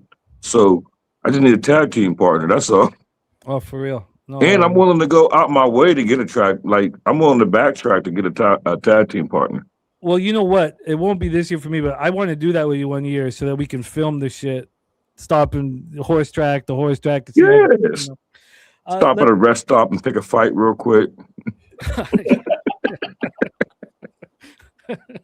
Okay, let's get to work here. 9 p.m. Eastern, we have Big East action. The number 17th ranked St. John's Red Storm, 20-5, 13-1 in the Big East at the Marquette Golden Eagles, 9-17, 4-11 in the Big East. We're at Pfizer Forum in Milwaukee, Wisconsin. That'll be jammed for this. Well, who knows? I shouldn't say that. You would think that people would be excited about this, but St. John's ranked 21st according to Ken Palm. 81 spots lower is Marquette, the Golden Eagles. The Golden Eagles, 102nd. We have St. John's, playing great ball. Now, they took out UConn, made us money. Then they struggled with Xavier, and they really struggled with Providence. We understood that it was a letdown spot with Xavier. I don't know if there is really... they didn't play bad against Providence. They were opened up 7.5-point favorites, closed 6.5-point favorites, and it is 3-3. Wow. Canada has tied it up 3-3. Who got it? Let us know who got it. Well, they go to under. Yeah, under is gone. Under is gone. Who got it? A weak shot by Nick Suzuki. Wow. I'm fading Canada. That's it. USA gonna win. Tired of it. They just messed up my under. Yeah. Draw at plus 225. Nice job, Big Scott. Nice job, Big Scott. Let's roll here. So then we have Marquette. Marquette coming off 96-88 loss at Xavier. They lost 77-74 at Villanova. That came on the heels of beating Butler. They are playing better. Shaka's got them playing better basketball. We know that their roster isn't full of talent, but they are playing better. Let's take a look at the line history and the cash flow and then hand this off here. This is another spot on Justin's board. So Justin will hit leadoff. St. John's opening up at 8.5. It took 10 minutes to move to 9. 2 hours later, it's back at 8.5. It got to 9.5 at 10 p.m. Around 10:30, it was being available for 7 hours. Bounced around 9, down to 8.5 again. We're back at 9.5. So there's been a 1-point move towards the Red Storm. When we get to the total here for this one, we have, here we go. We have, sorry, again, 9 p.m. action. We have a 157.5. This opened up at 156. It seems to have only climbed at this point. There's been no a buyback of any kind. Now, it's only gone up 2 points, but at no point did they deem it gone too far. 62% of the tickets and 55% of the cash on Marquette. Interesting. The public backing Marquette. 66% of tickets on the over, 80% cash on the over. Interesting. Take it away for us, Justin, your next spot on the board, my friend. No, I need you to be a little patient with me, and I'll get there. I text Spoon about this game, probably like 2 o'clock in the morning, and he was up. And I don't know if he better or not, but he was not with me. And when I've been giving out, I'm be on Marquette, and I'm gonna tell you why. Plus 9.5 is what I got. I didn't write. That's crazy. I didn't write down the juice, but I'm on Marquette. So whatever juice you could take me, or whatever spread, and him being against it is the reason why Marquette is not the stacks player today. Only because I literally, when me and Spoon are on the other sides, I just like never win. So it's like, I swear, I want to say it's like 1-11 or 2-12, or I got to look at the updated records. But I wanted Marquette. I like this spot. I think they're live. Not just they're going to cover the spread, but I think they're live. If you look at if you separate their seasons from the first half of the season and the second half, and I'm over 5 giving out Marquette publicly on Pub Sports. I got that highlighted. I'm 0 wins, 5 losses giving out Marquette. But their recent form, they're balling right now. They're not winning games outright, but they won 4 of the last 5 home games outright. I think this is the perfect spot. I think the recent form of Marquette alone is going along, just staying within inside this number. I think they're going to threaten the whole game. I think they're live to win this game. I think if you don't have nothing else, take a little piggy bank and sprinkle a little money line action. I think they're live. Like, even if you want to put a little $5, $10 on the money line, I think it's worth it. But Marquette officially, I got plus 9.5. And my whole thing is this St. John's team is they play with their food a lot and a whole lot. And I'm not asking them, what makes me think that they're going to be up 20 and not take their foot off the gas? So even if they're not live, you're not going to tell me that Shaka Smart, after they done lost to this St. John team, what they lose by, like, early in the season, 20-something, 24, was it? In the earlier season? Lost by 24 on the road at St. John. It was like 90-something to 60-something. Like 24, was it 92 to 68? I just remember I thought it was 24 points. But either way, it was a blowout. And I think Shaka Smart gonna make the adjustments. Marquette at home, outright, whether they was dog or favorites, they done won 4 of the last 5 home games. Give me Marquette plus 9.5, best big you can get me. I will line shop for you. That's a great breakdown from Justin. Marquette back in the big dog here. Wine time, your thoughts? Yeah, you guys know me. I've been capping these Big East games. It's probably my favorite conference this year. This in the Big Ten for college basketball. And this is a game I wanted nothing to do with because I've backed Marquette when it seems like it's a good time to back them, and it's not. Marquette's just not a good team this year, and they're getting nearly double digits here at home against the St. Johnny's team that is pretty damn good. I mean, they beat who they beat, UConn, then that UConn's a top team in the nation. St. John's has been playing some really good basketball these last couple months, and I think they're just going to keep it rolling. I think they win this game. I'm not going to lay double digits with them on the road in conference play against a Marquette team that could shock anybody at any moment. Shaka Smart is a good coach over there. He builds a culture. Team, they're definitely trying to build something, but I think they're probably starting to build for next year rather than this year. Although they are at home getting double digits, I think it might almost be a little too good to be true because I know St. John's, they're the 17th team in the nation. They're playing really good basketball. Marquette doesn't look like a good team, but Marquette in the past has always been a fairly respected basketball team. And I think if you see them getting double digits at home, it's it almost seems too easy to take. And just a quick look at the market really quick. I'm not going to move on this game. 58% of bets, 54% of cash on Marquette. Line's not really moving. I mean, it opened up at a 9. There's some 9.5 at some spots, but the sharpest book still has a 9. I'm going to stay off this. I want nothing to do with this. I've got so much action going today. This wasn't one of the games, but I wouldn't be surprised to see St. John's blow them out, honestly. Plus 9.5.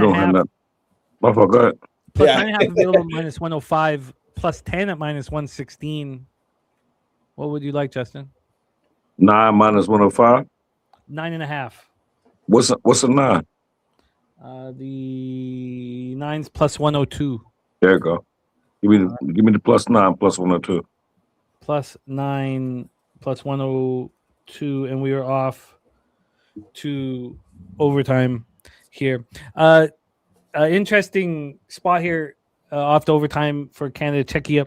One thing I want to mention, I tell you guys that I don't do this, I want to say it just because I did it. I tell you guys that I don't bet the live number twice in a game. I realize that that's not true. That's only on sides. I never chase a side. I only bet a side one time. And I have friends who get these giant scores when they hit a side again when they go down further. I never do. But with totals, I do. If I believe that the game's going under, that there being fluky goals, and then another fluky goal scores, I'll bet it again. So that is because I told you guys I never do that, because I got the 7.5, and then another goal scored, and I took the 8.5. But cashed both those live bets. Well, the good thing about the Canada game is I was on a pre-flop under 6.5, but I also live bet under 7.5. So hopefully, good. You're in business. It's overtime. And I want Canada to lose, so USA win. We'll do our best to help that. But you guys know if Canada plays USA, we'll have a live stream right here for that, baby. Wait, you don't have a live stream Sunday morning? If Canada plays America, whenever it is. You don't have a live stream? Oh, yeah. Sunday morning? I'm coming on that. I ain't got nothing. I'm coming on that one. But we'll definitely rock it. Let's roll on the final spot on Justin's card here. 9 p.m. Eastern, the number 19th ranked Vanderbilt Commodores. This team just continues to climb. KenPom has them at 12th. 21-4, 8-4 in the SEC. At the Missouri Tigers, 17-8, 7-5 in the SEC. Well, we heard earlier that our guy, Matty Ice, and our guy, Justin Mcelvy, it's the corner of Stacks and Taint Boulevard. The corner of Stacks and Taint Boulevard.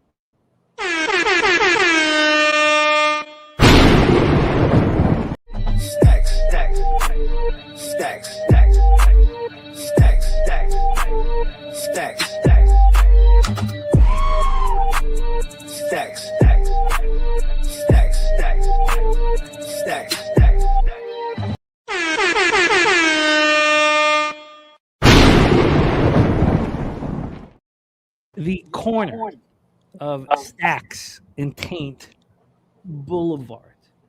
Let's roll here.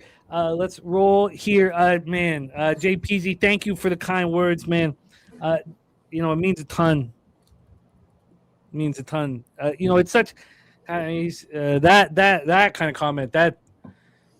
What did he say? I can't see the comment. He said that no other channel has the camaraderie.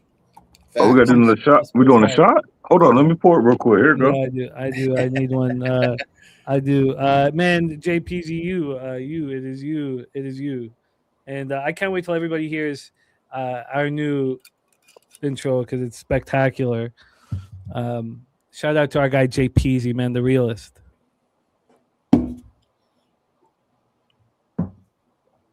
All right.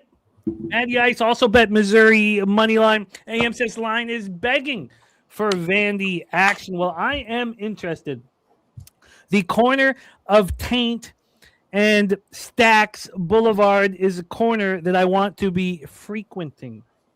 Let's take a look at the setup here, pull up the line history, and then hear from Stacks. Missouri coming off a debacle at home Saturday against Texas, 85-68 loss, 17-point loss, had a 3-game winning streak. Now, the victories over Mississippi State, South Carolina, I mean, who cares? Now, they beat South Carolina by margin. That's what you want to do against a bad team when you play them on the road. The win over Texas A&M was legit. That was a nice win. And then they get smoked by Texas.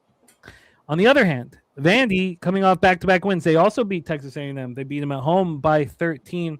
This team is rolling, and this is all extremely... Oh, and Marner scores, and that's it. That's Who it. won? Canada moves on. Nice. Canada won? Okay. Mitchell Marner. I have stood up for this guy over and over and over and over again to all the people who say horrible things. And he hasn't been that good with Vegas after all the nice things I've said about him. But he set up McDavid in the Four Nations winner. There we go. 4-3 final. But here, let's get into the line history because I am very interested in joining the squad here. If we're going to have a squad ride, we have a total at 153. This one opened up at 155. We've dropped 2 down to 153. Then from a point spread scenario here, we have this. Here we go.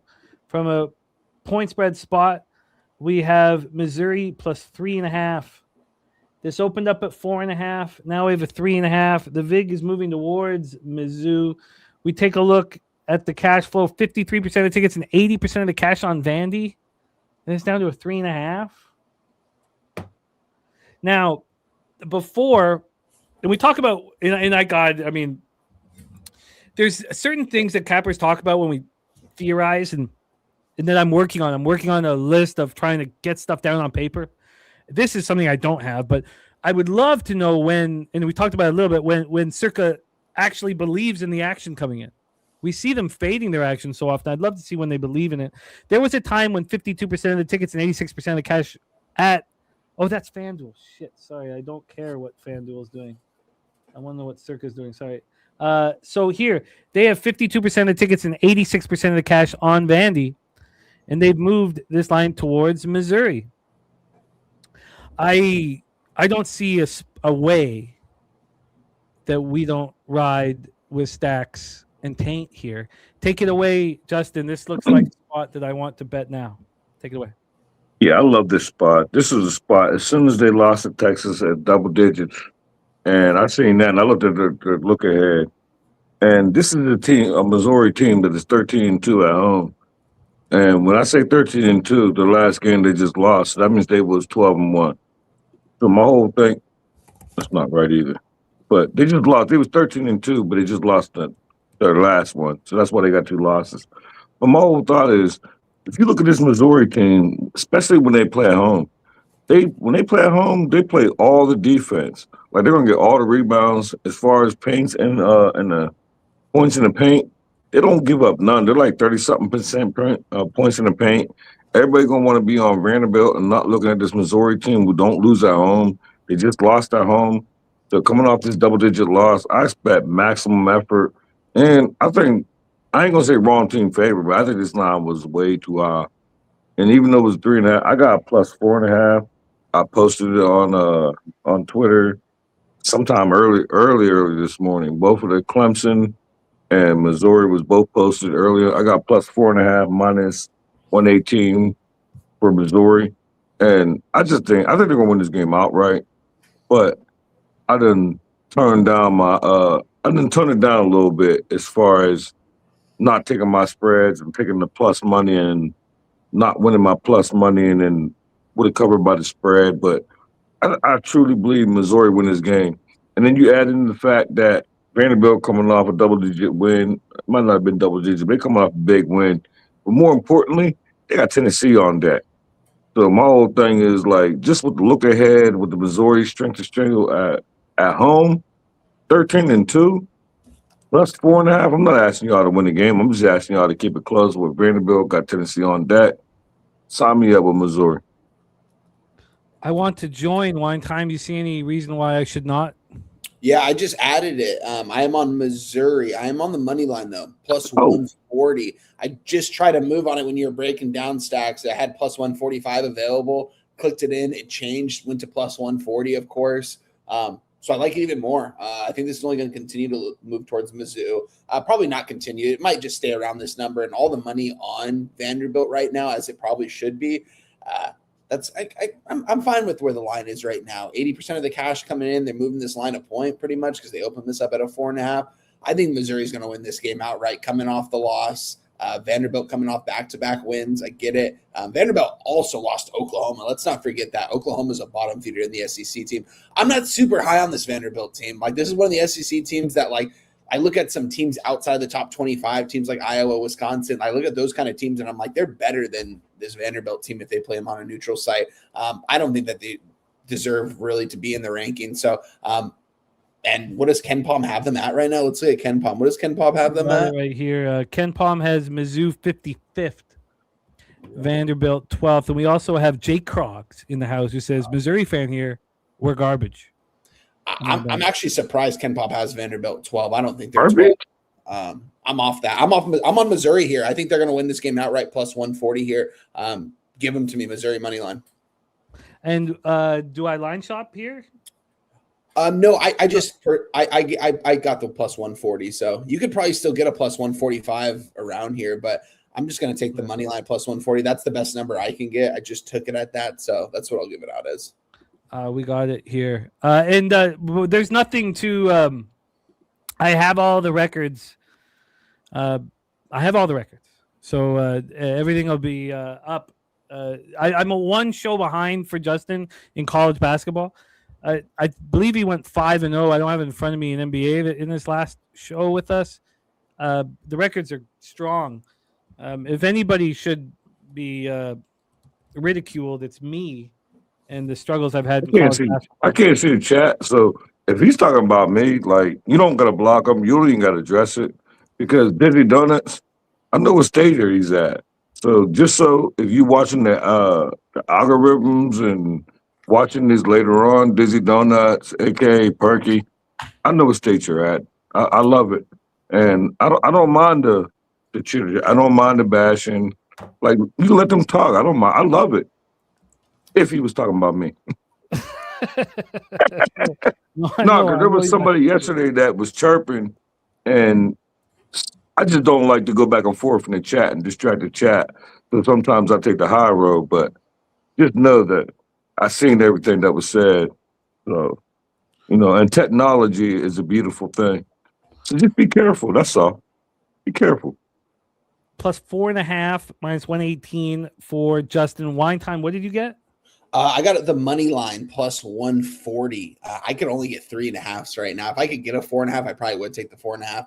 I took the 3.5 of minus 110. I do respect the money line. I just, I get it. And because especially I can tell you firsthand, my ROI in college basketball compared to NBA when I'm on these short, sharp dogs, when I'm taking the plus 130, plus 140, or plus 150, even compared to a 3, 4, or 5, I've been losing because those teams that I've been taking as dogs will sometimes lose by 1, 2, or 3 points. I'm just sitting there like, what the fuck, So maybe I should, and I've struggled in college basketball this year. Maybe I should switch things up. I probably would be smarter to take the 3.5. I already bet it at the money line plus 140. I like the plus money.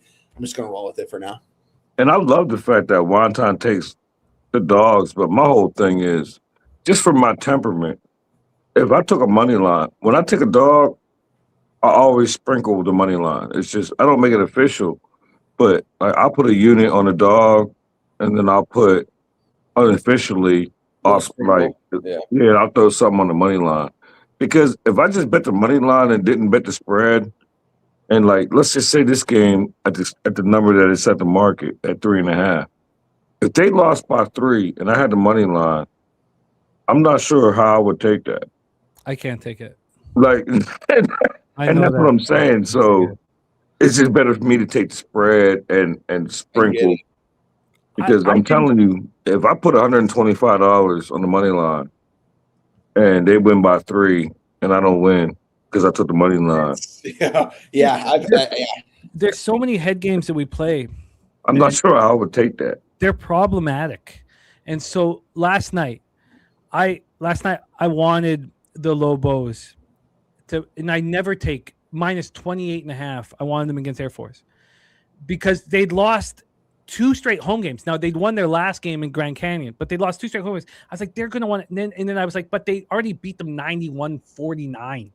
You know, I was like, just let it go, let it go, let it go. Just try and get some sleep. Cameraman, get some sleep. Just let it go. And then the game starts out and it's kind of even. I'm like, see, now just go to sleep. Can you just go to sleep? Try going to sleep. And then New Mexico just takes over. They start just destroying Air Force. They weren't going to even come close to covering the first half. They easily cover the first half. They cover the full game. And then I'm like, okay, look, stop being a little bitch. Double down on Arizona State and fucking man up. You know, and so I bet Arizona State +4 first half, +7 half full game, and I'm like, now you're not going to sleep. So get up, pull out the kid, and start working on tomorrow's card because now you're not going to sleep. Be a man and get to work. You know, but these are all the head games that we play with each other. And I ain't gonna lie, and I swear, when y'all are the reasons why I'm so tired. So when you text me and said one time doing the whole card, and I could give my plays, like. Because y'all got me on Arizona State, and I went to sleep. I cheated. I went to sleep and woke up and caught the whole entire game. And I was on first half full game. Oh. But I watched it, so I was just up. Oh, yeah, they're done now. Like so now it's like, so when I seen your text, I was like, oh, no. I was like, I did not have the energy to do the whole – I might have like 5 or 6 plays, but I do not have like, and I don't have no other live shows after this.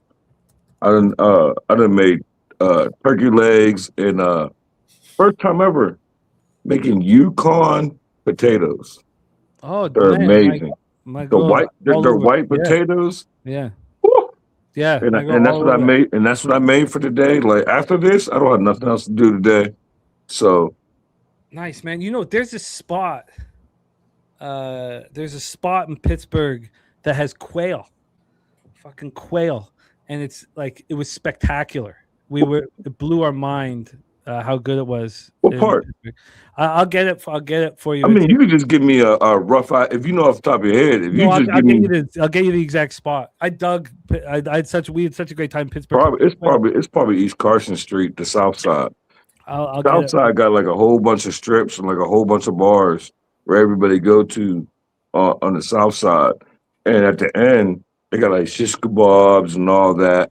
It's like the quail comes on a little shish kebab, big. But the strip district on the north side is where all the fish is at. So that's probably where it's at. It's a Vietnamese joint. You know, my girl. No, I ain't going there. No, I'm cool. Okay. Yeah, I'm cool. Sorry. All right. I'm all right. That's when the story ends. Let's review all action for Justin. Missouri +4.5 -118. Marquette +9 +1. Auburn -5 at -105. UAB money line at +109. Clemson -3 at -115. And if we're talking about stacks, it's Clemson -3 and Missouri +4.5.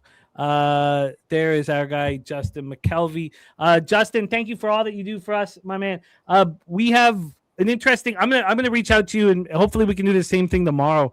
I'm gonna reach out to you tomorrow. You ain't got to. Okay, perfect. You lock me in. Do the same thing. Put your group together, and we'll just go through it. I'm gonna pop Justin's X handle here in the chat. Follow our guy Justin here. We got Christopher Tatum's action. Fresh off a 3-0 day here on our show. Hit that link. Support our guy, Justin Mcelvy. Justin, any last words for the Captain Sporting Show? Yeah, real quick. I don't ever say it, and I don't know if it be a conflict of interest, but check me out. Me and Uncle Ramon and kept me and Uncle Ramon out on Night Moves, and like we be on at 3:00 in the morning. I'll be on there tonight doing the NBA in college. And the thing is, it's 3 a.m. It's midnight his time, but it's 3 a.m. my time. And I've done 2 of them this week, and I'm back on Tony's. I don't never plug it. I don't be knowing if it's a conflict of interest. No, plug everything that you're doing, man. Yeah, but mainly tonight, I already told Unc that I'll be on there for it'd be like me, Ramon, and this dude named DeAndre. Act like you don't know how to say my name, but that's the case. But anyway, but like I'll be on there at 3 a.m. So if y'all up or wake up come in the comments or check it out. But I'll have NBA picks we'll be doing. So and I'm coming on here tomorrow. So definitely tomorrow by the time we come on there, I'd just rather just give my bets and step out tomorrow because I got that early after. It's precision. I'll say this publicly. My fault. I'm sorry. He just mentioned this dude on Twitter. This whoever Precision Picks is, I don't know who it is. He messaged me, told me to DM him. Like, man, like he came at me yesterday. Like, screenshot your Ohio State pick and how much you put on there. I was like, man, you messaged me talking about take this bet. Like, I didn't contact you. You contacted me, man. Get off my and leave me alone, faggot. I Oh love shit! I'm sorry. I'm sorry. I was not supposed to say it. I apologize, Slaughter. I should not.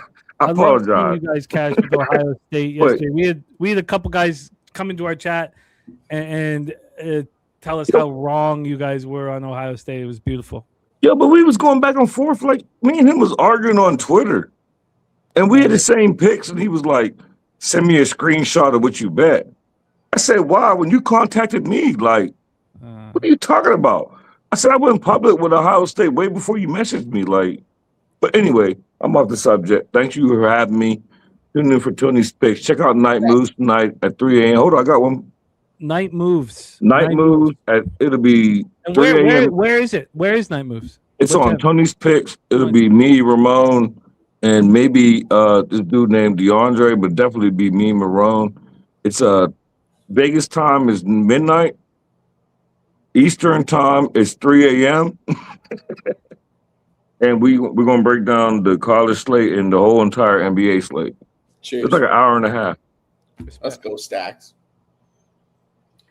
We love Justin McKelvey. We love Ramon Scott. Get that cash, man. There he is, our guy Stacks. Play of the day in the house. Stacks, stacks, stacks, stacks, stacks, stacks, stacks, stacks, stacks, stacks, stacks, stacks, stacks, stacks, stacks. All right, wine time. Let's go. We've only made it through a few games so far. Right, It's time to get to work. Now, these first two spots, I wanted to bet both of them. And when I saw they were on your card, I didn't do this because how many games were there? 65, 60. I wanted to make sure I went through all of them. So I didn't go back over them. Now, during the show, I haven't put it out on X, but I've moved on Missouri plus 3.5, minus 110, Alabama minus 4.5, minus 115. We also have Spoon Dog in the house. We have Twisted 24/7 action here, which I've copied and pasted here so we can discuss throughout the show. But these two spots, I and it's funny because I don't even know what you're on. I do know. I know you're on the two bets that I wanted to make. So let's break it down here. This is our first game of the day. We love our 6 p.m. action. 6 p.m. Eastern. Rutgers Scarlet Knights 10-15, 3-11 in the Big Ten at the Penn State Nittany Lions 11-15, 2-13. The Big Ten. We're at Bryce Jordan Center, University Park, Pennsylvania. Rutgers ranked 153rd according to Ken Palm. Penn State 126th according to Ken Palm. Let's get this all set up here, line history-wise, and attack. Sorry, let me move over. Here we go. Okay, so let's start with the line history and the cash flow. So I wanted to move on Penn State. I didn't get clearance just because it hadn't moved. Not that I necessarily – it was going to be part of the show. Just because it doesn't move is fine. It's just not moving against me. If it's stagnant, it's fine. You want to see where the money is because obviously the books are comfortable with the money coming in. This opened up -4, -110, got -4, -115.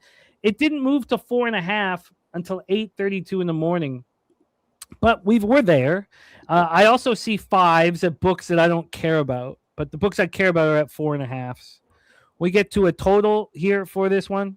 We have a 148.5. Opened up at 150.5, and we've dropped to 149, and a half to 149, 148 and a half. So we haven't had any buyback here for this one.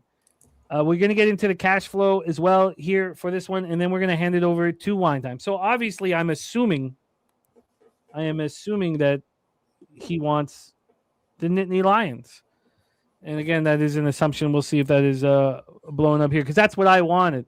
Penn State coming back. They went out west. They played well. They took out Washington 63-60. Then they lose by 11 at Oregon. Oregon's not a good basketball team. Penn State's not a good basketball team. Rutgers is not a good basketball team. I mean, we're not talking about the cream of the crop here. It's just that we have Rutgers coming off of beating Maryland 68-57 at home. That's all well and good. They played Nebraska tough at home. Again, it's all fine in Jersey. But we've seen what happens when they go on the road. And this is what was sort of tricky, because they played Michigan State so tough at home. They played USC really tough, and then they got destroyed by UCLA. So you have to kind of pick the right time to fade them.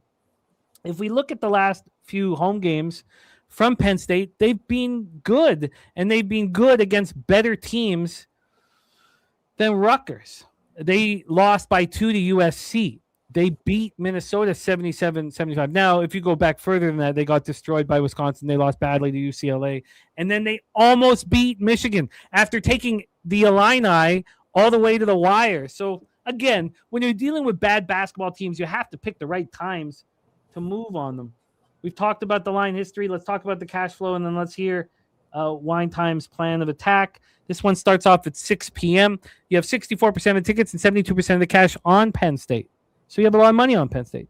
All of the legal books are at 4.5, but you have Circa at 5. Circa's got 60% of tickets and 91% of cash on Penn State. So Penn State is public. 73% of tickets on the under, 64% cash on the under. Wine Time Sports, take it away. Yeah, it does seem like Penn State is public. I think probably for a reason. I think Rutgers, coming off conference win against Maryland at home, this doesn't really say a lot. Maryland, one of the bottom feeders in the Big Ten. Like I said, I know this conference really well, and these are the bottom feeders in the Big Ten. But I've watched a lot of Penn State basketball this season, watched a lot of their games, watched them go down to the wire against USC, watched them turn the ball over for 22 points on the other opposite side and lose the game by 2 to USC.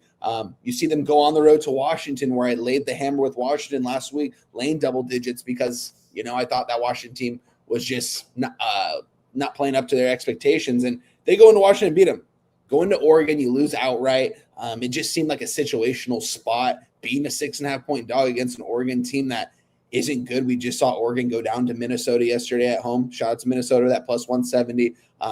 Thing of beauty last night. Absolutely. Minnesota was great. With that, it wasn't just great because it got me, and I know it got others, off of Oregon with the big line move to Oregon. Yeah, that's what it scared me when that line moved to Oregon too, because I was like, this ain't gonna go right. And I ended up moving on Minnesota second half. I ended up moving on them first half officially. It was just really a beautiful thing. That Oregon team's bad, and I think Penn State. I think this is going to be a good bounce back spot for them at home. I think they have enough talent to get it done. Rutgers on the road in conference play, just not a team I want to get behind. These are two teams that are. I think Penn State is pretty much I wouldn't say a lot better than Rutgers, but I think they're on another level than Rutgers. I think they're both bottom feeders, but I think that Rutgers is at the bottom with Maryland. And I think that Penn State could easily take care of business here. I can get a 4.5 right now. That's what I'm going to give you guys. That's what I'm about to bet. I wanted to take it last night, the 3.5. Didn't move on it. It's at a 5 at the sharpest book we know right now, with 90% of the cash on their book on them. So they're obviously moving the line towards their direction for a reason. I think Penn State could honestly lay the hammer down here against Rutgers. I don't even think this game could be particularly close today. Give me Penn State minus 4.5, minus 110. Going to place it right now, and I'm going to make it official on Twitter. I really like this spot for Penn State. Penn State minus 4.5, minus 110 for Wine Time. Pick the pros and ponies says Penn State laying points is absurd. Absurd. I hear that. I think Rutgers is probably the team to do it too. And I'm interested. I'm interested in joining you here on Penn State. I was the whole time. I did want the market to marinate for a little bit. Who wants a team 2-13 in conference at this number? I think it's this number for a reason, and I imagine that others won't agree, and we have some that don't.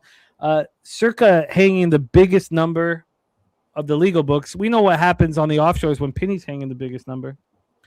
So I'm very interested in joining you. I'm not going to bet it right this minute, but let me know if the line does move.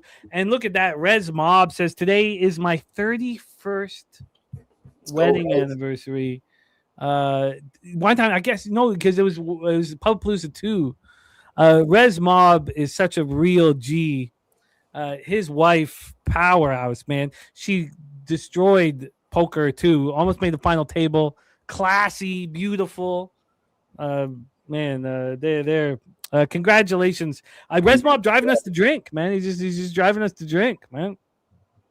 Congrats, Rez, my guy. Hope you're able to make it San Antonio. I always see his name in the chat. Always shows a lot of love for me, so I appreciate you, my guy. Shout out to the anniversary. Hope you guys go do something fun, enjoy it, and go get yourself some good food today. Shout out to you guys. Rez Mob, steady mobbing. All right, let's get back to work. Shout out to Sweaty Butcher too. He said, "Wine time working on that dad bod. I see you." Hey, he just had a baby. Come on, man. This is I'm still in the gym 5 days a week because I got time, but when I go back to work, it's going to be tough. But come on, man. He just had a baby. Give the man an excuse. Shout out to Rez Mob. There's so many of the cappers that we run with that are leading by example. And you know, when JPZ talks about how when he talks about what he thinks is leading the way, it's us as a group, because what was the first family thing that came in? It was Ronnie Lofton's birthday and Kong's daughter excelling in academics in her freshman year in Indiana University. I mean, that's the group that we hang out with. And so it's a group that's leading by example. And now let's get paid. 6:30 p.m. Eastern, our next spot on the board. Now, we just talked about pick the pros and ponies. Nice to have ponies in there. Talking about how Penn State Nittany Lions shouldn't be favored or at any number. And you maybe could say the same thing about the Hoyas, but I want to back Georgetown here.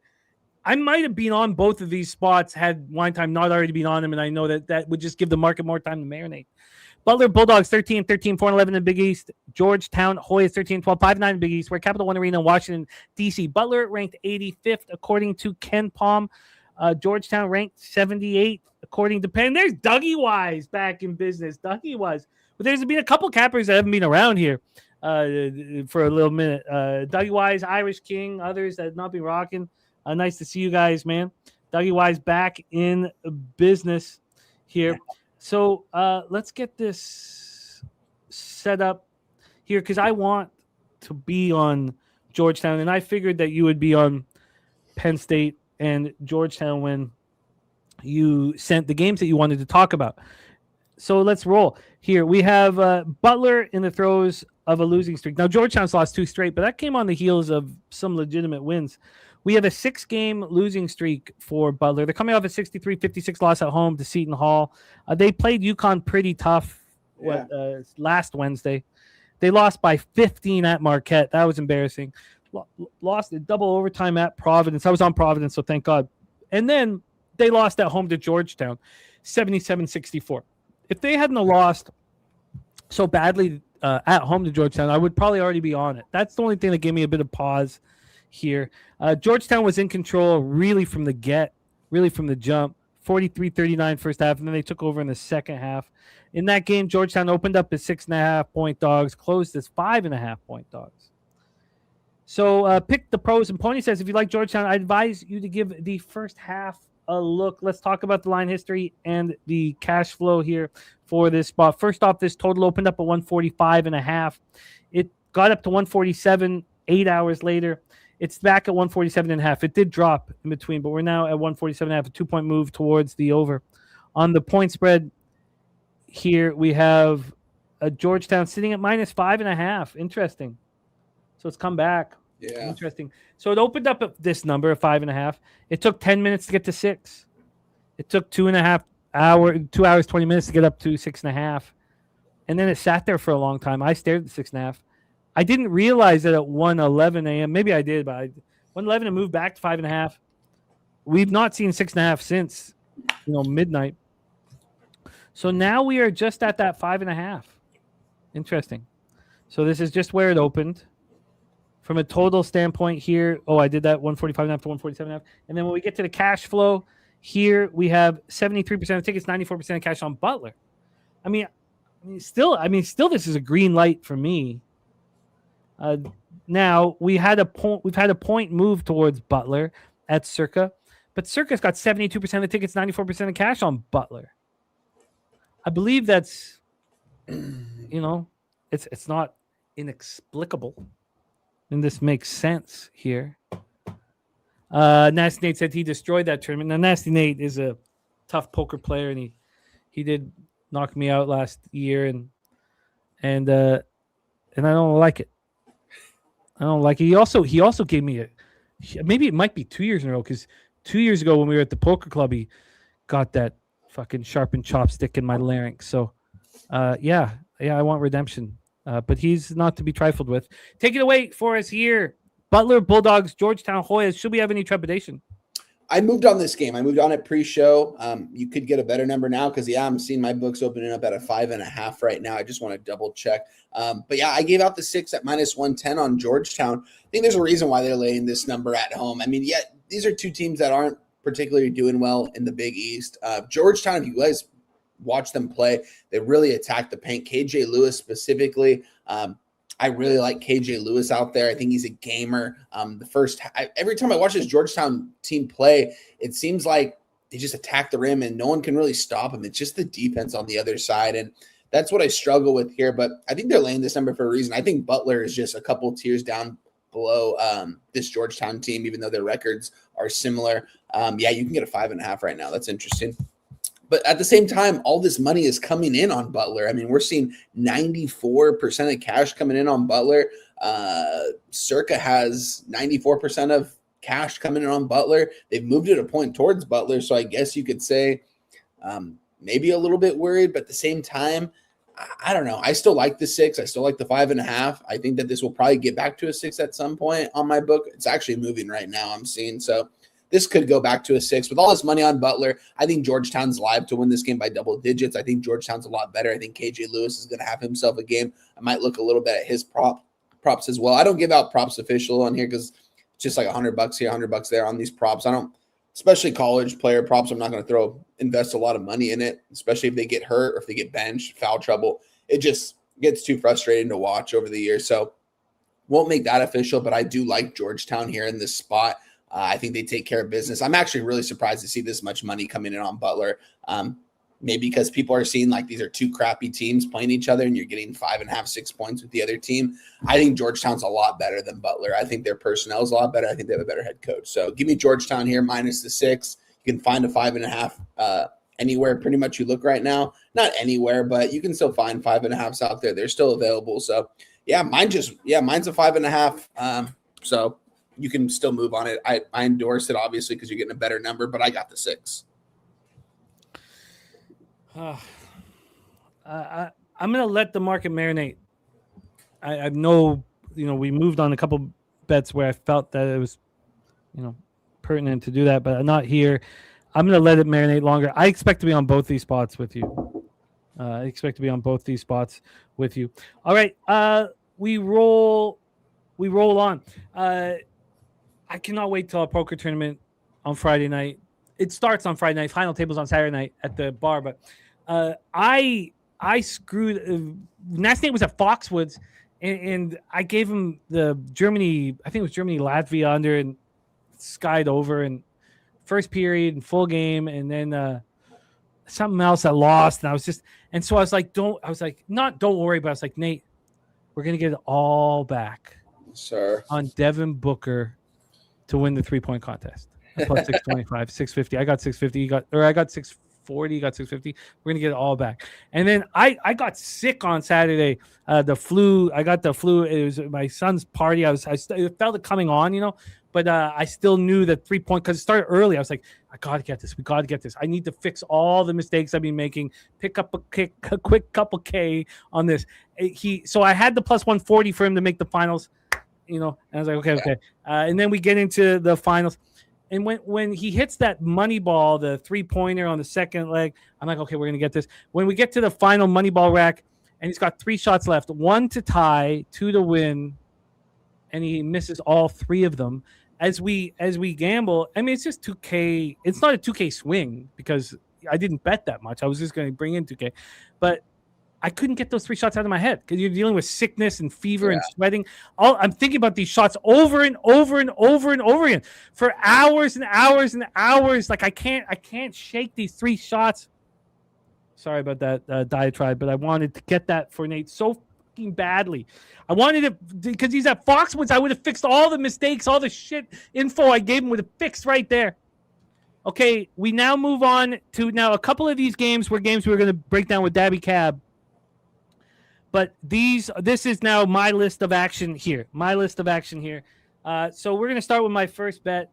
I know, Nate, you're a gambler. You know the ebbs and flows, and you're a real one. But if I could have just got that fucking 650 for you, I would have slept like a fucking baby. Everything would have been okay. But in gambling, everything's not okay, and that's why we love it. Hey, at least his Rhode Island team got me. I made a bet for him yesterday, Rhode Island plus 10, and they won outright. His boy got him on the money line too. His son got him on the money line too. So shout out to him for that. That was good money right there. I wish I would have tailed him on that. When he told me that, I was like, it seems like the good spot. Maybe I'll move first half. I put it in for him. I didn't end up moving on it, and they won outright. So shout out to them.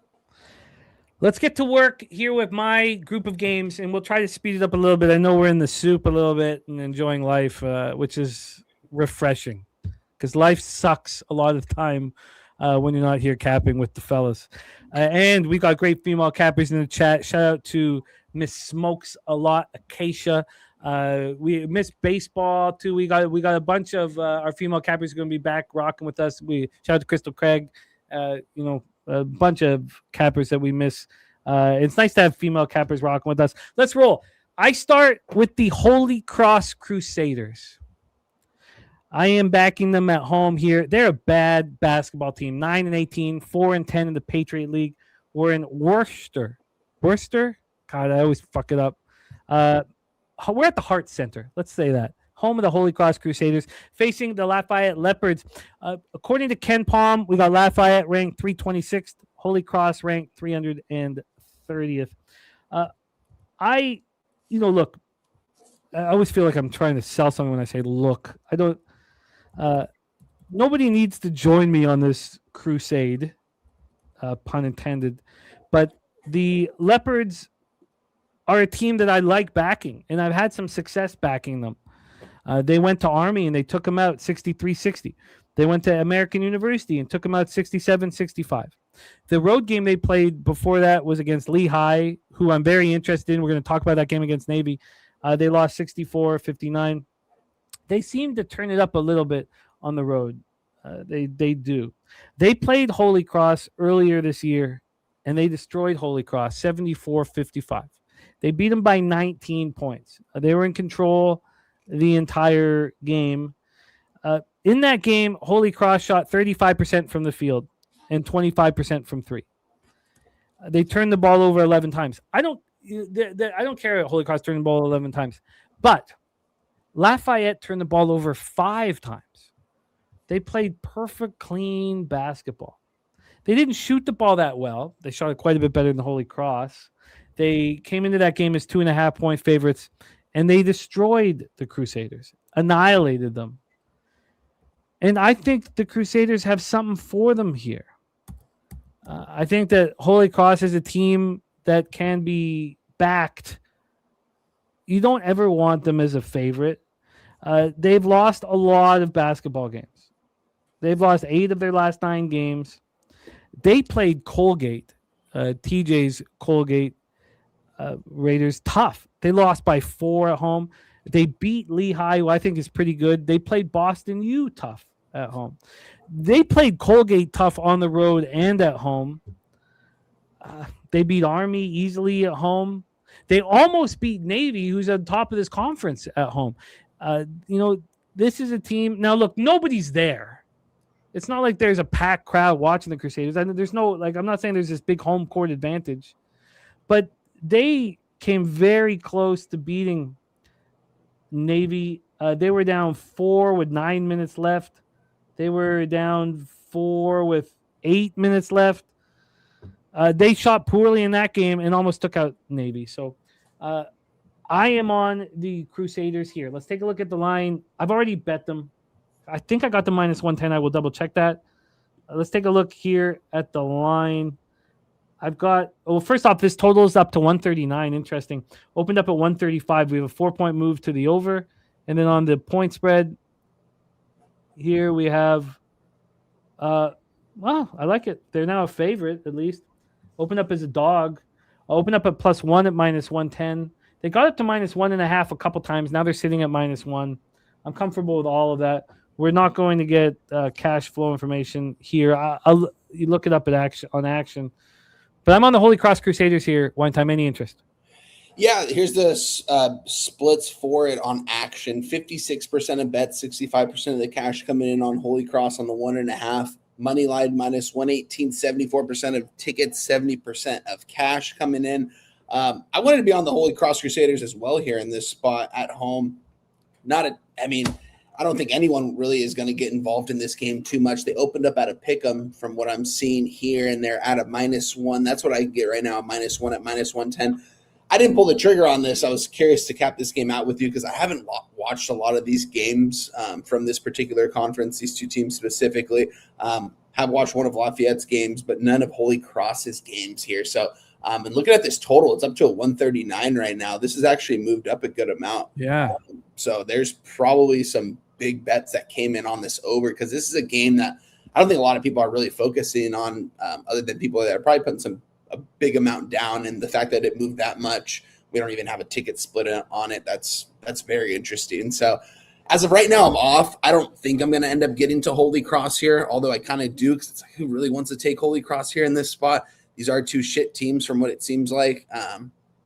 It's a pass for me as of right now. Did you move on this game? I bet so there in fact, so there's a bunch of spots here that I haven't and I wanted to talk out. This one I bet. This one I'm in. Let's go. I like it. I think that Holy Cross is the side here in this spot. I might join you. We'll see what happens here in these next couple hours. I'll get back to this game for sure. So I believe it's 3 straight games that I'm very interested in. It is. So let's roll into the next spot here that I wanted to move on. There was no need to move on it too quickly. The line wasn't moving in the direction.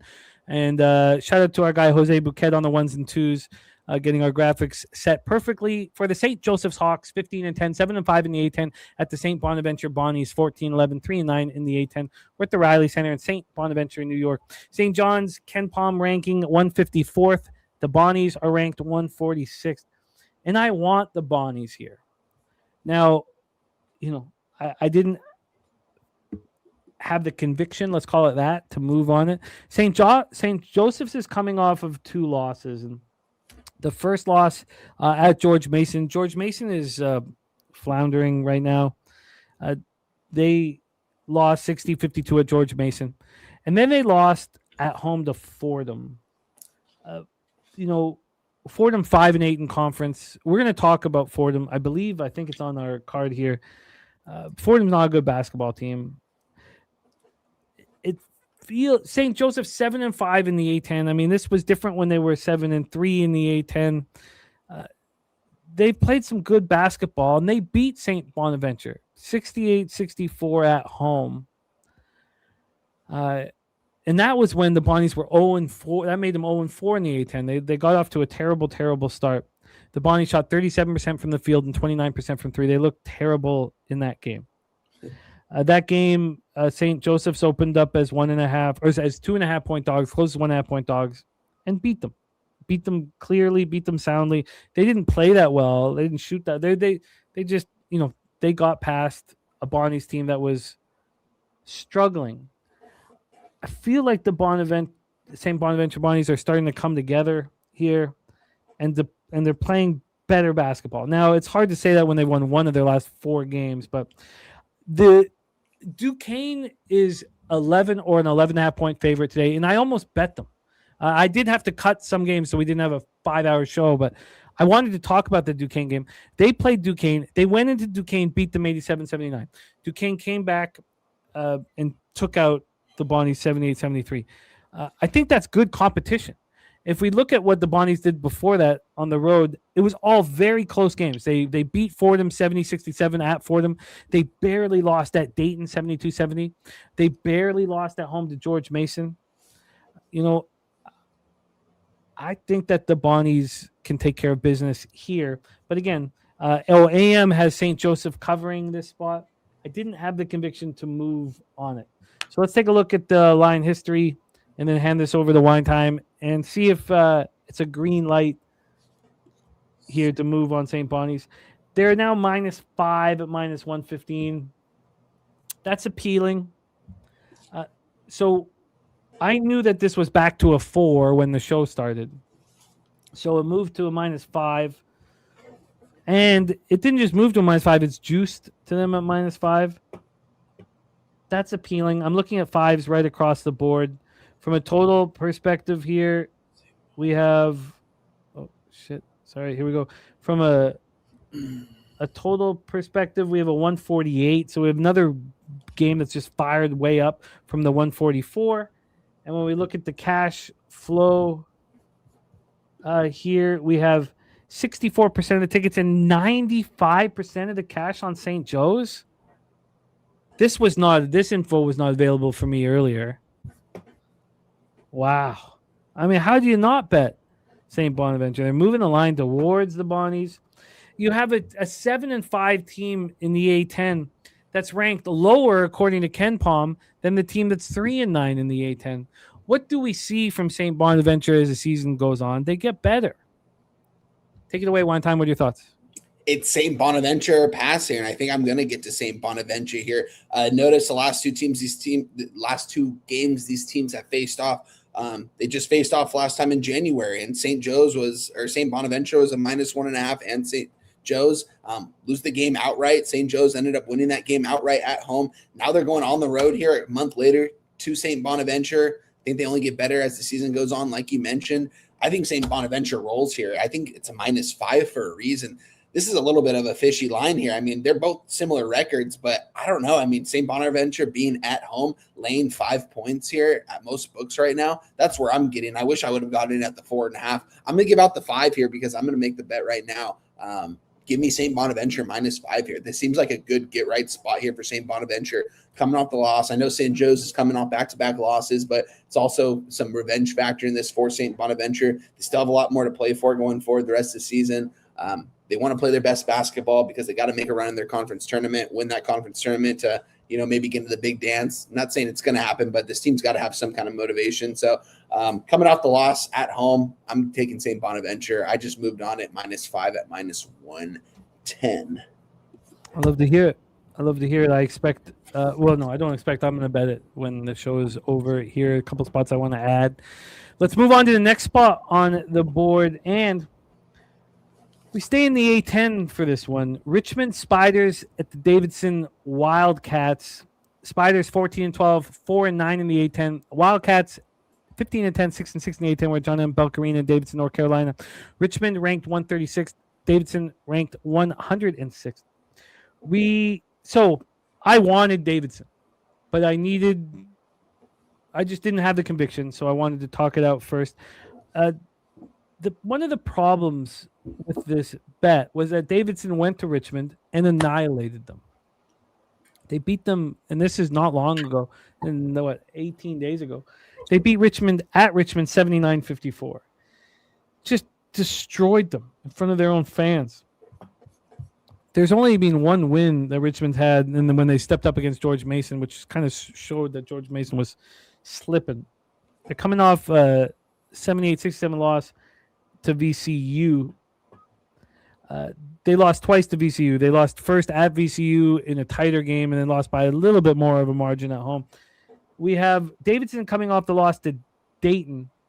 And for me, when I looked at Davidson as a whole, I started looking at these home games that they played. And so they beat Loyola Chicago by 20. They almost got past St. Louis. St. Louis beat them by 9. It was a close game, high-scoring game. They lost to VCU by 6, so there's top teams in the conference. They beat Fordham at home. They got destroyed by Rhode Island. Duquesne game took double overtime. So maybe maybe I should tap the brakes on their legitimacy at home. Let's get to the line history here for this one. Jerry Davis, by the way, says he's on the St. Joe's bounce back. Bonnies are a disappointment. Picks the pros and ponies says Davidson rolls here. So cash flow wise for this spot, we have the total at 141.5. This one opened at 142. It's only moved a half point to the under, so not much fluctuation. And then from a point spread standpoint, we have here we go. We have Davidson -5. This line's moved against me. I very expect to stay off. I don't need to move on this unless something comes up here. But and here's something coming up. Now we have the information from the books. 87% of the tickets, 94% of the cash is on Richmond. Yeah, that's crazy. So FanDuel's moved it to a 4.5. BetMGM's moved it to a 4.5. There's been a half point move. I guess this is one of the spots where I can maybe just wait. Maybe I should take a closer look at basically what Richmond's been doing. So Richmond's been losing and losing and losing. This has to be sharp action, right? I mean, this is a team that's lost 7 of 8 games. What are your thoughts here, one time? I mean, Richmond coming off Richmond's not playing good basketball. And you look back at when they played Davidson last on the 31st, just a couple weeks back, they end up getting blown out by 25 points at home. I think they go on the road and win this game outright, Jim. Call me crazy. I think Richmond could probably get their revenge here in this game. I didn't move on this game, and I don't want to move on. I've got a lot of action today in college basketball, and we're going to fire away on a lot of these bigger cards, but this is a game I kind of want to just stay away from. Maybe Richmond or pass. I'd probably take the +5 with them because you're getting 5 points in your back pocket. The line is moving towards them, though, with a bunch of the money on them. It's too much money for me to move on, but it has moved. I mean, this opened up at a 6, and it's down to a 5, 4.5 at some spots right now. Circuit opened this up at a 5.5. It's down to a 5. I think Richmond getting 5 points in your back pocket would probably be the move here. I wouldn't move on Davidson in this spot. It would be Richmond or pass, but I won't move on this game. This will be a pass for me. Yeah, I'm not. I'll take a second look in a few hours, but I'm certainly not betting this after the show. Let's move on here. Head to the Patriot League. Lehigh Mountain Hawks, team that's been good to me this year. One of the few. 12-15, 8-6 in the Patriot League. At the Navy Midshipmen. On top of the Patriot League, 21-6, 13-1 in the Patriot League, Alumni Hall in Annapolis, Maryland. Lehigh, this is a huge difference in the Ken Palm rankings. Lehigh ranked 300th. Navy ranked 156th here. Great stuff from Twisted. Thank you, my man. So let's roll here and set this one up because I see Navy rolling. That was a tough game at Colgate. We know that, Colgate sitting second in the conference. They want to give them a game. Who's sitting third? Lehigh. And Lehigh's playing really good basketball right now. If the market gives me a green light, I want to be involved here. They played Navy at home, and it went to double overtime. They lost 82-79. And they played their hearts out. Since then, they've lost a few games. They've lost 3 games since then. They've won 5.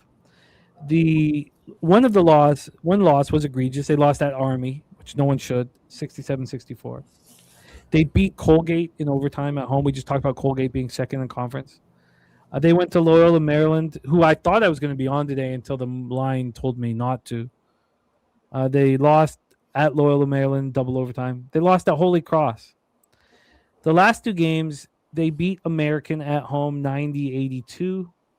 And then last out, they took out Lafayette on the road 78-69.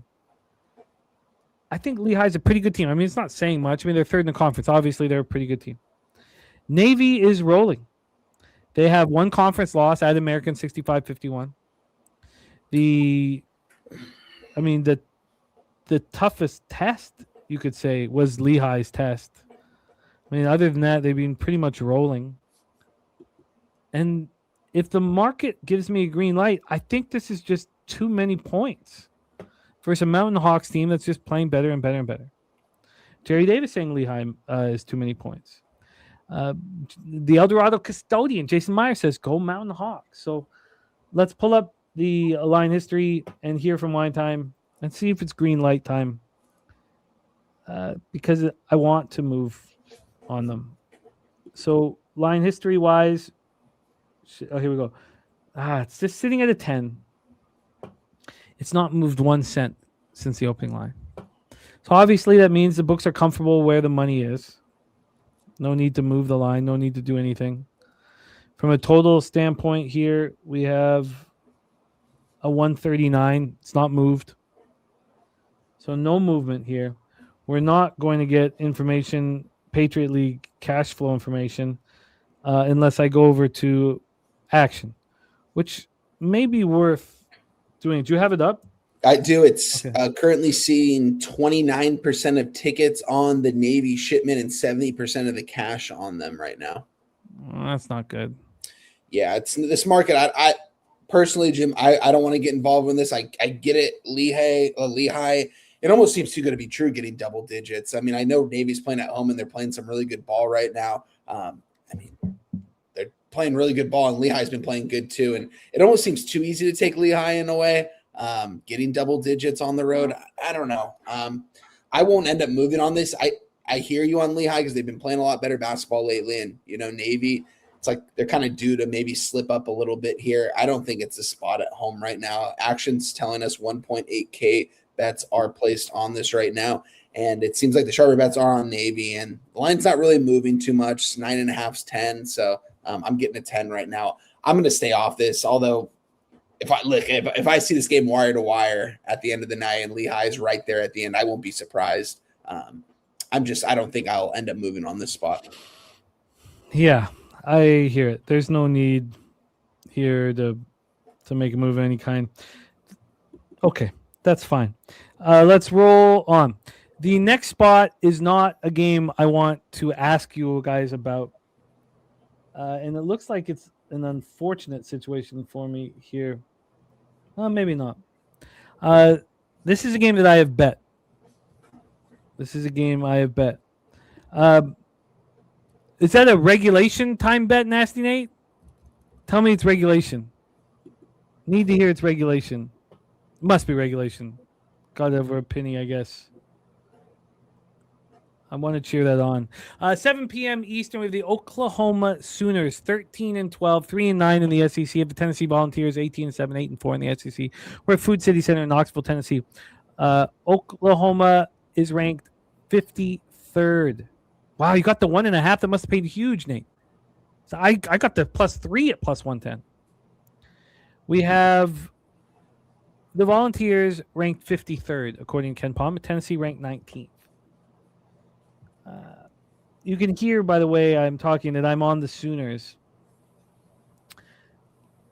They followed up an impressive victory against Vanderbilt by beating Georgia with authority. I know there was a lot of losses before these last two victories.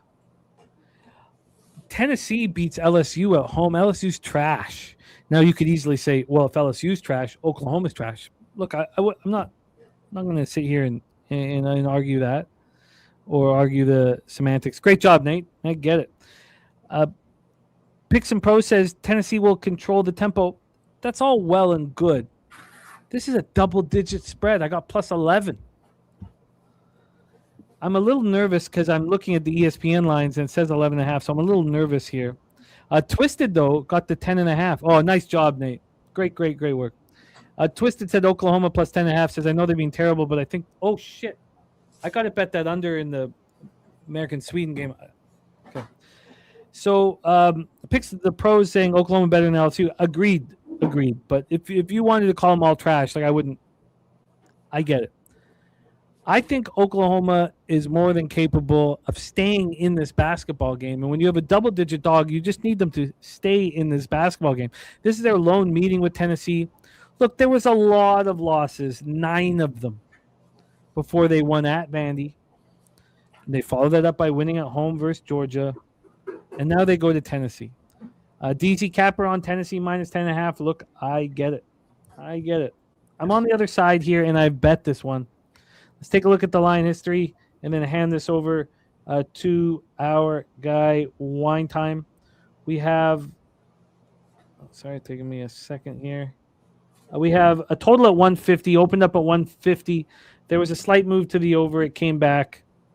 Picks and pros is on the under 150 in that one. It's just sitting there at 150. And we have 11.5s across the board. So I didn't time this perfectly. It opened up at 11. It moved to 10 at 9:30 this morning. Got up to 10.5 at 10:30. And then it went back to a 10. Wow, this was a 10 30 minutes ago? Ugh. God damn. Now we're back at, so 12 minutes ago, it moved back to 11.5. Not a good sign.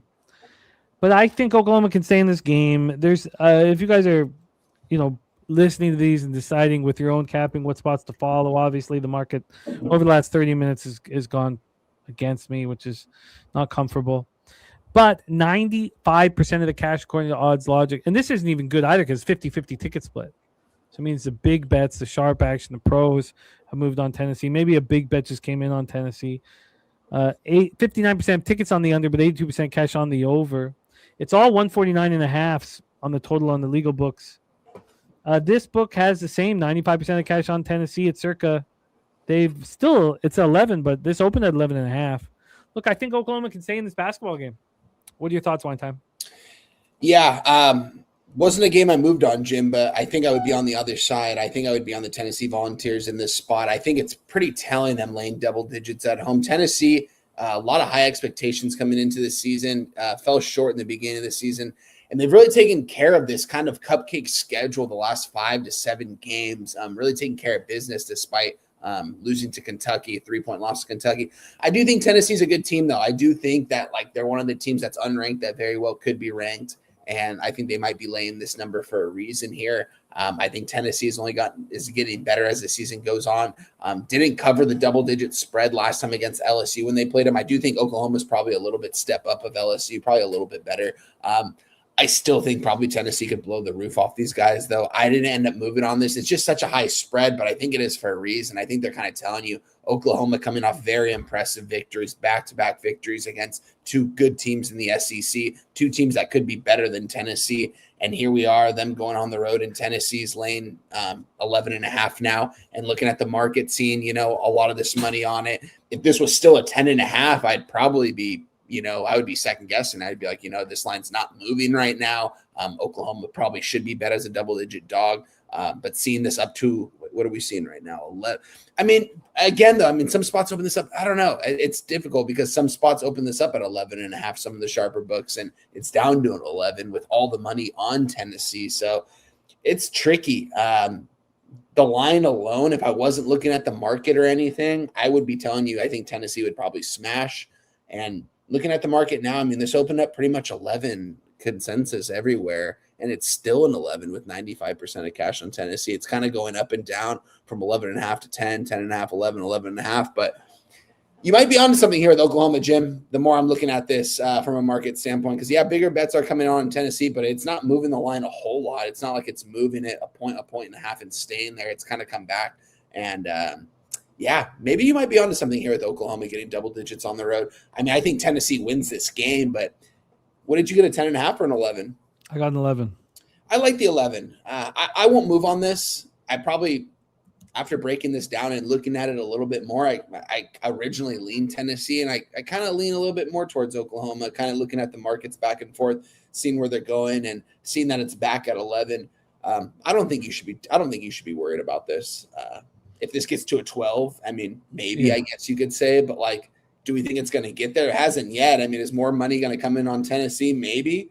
But I think you're in a good spot. I'm going to stay away from this game. This will be a fun game, though. I do think Tennessee is going to be a team that could be backed later on in the season. Maybe they win this game, but probably don't cover the spread. So I'll stay off this one. Let's roll on here with the games that I wanted to talk to Wine Time about.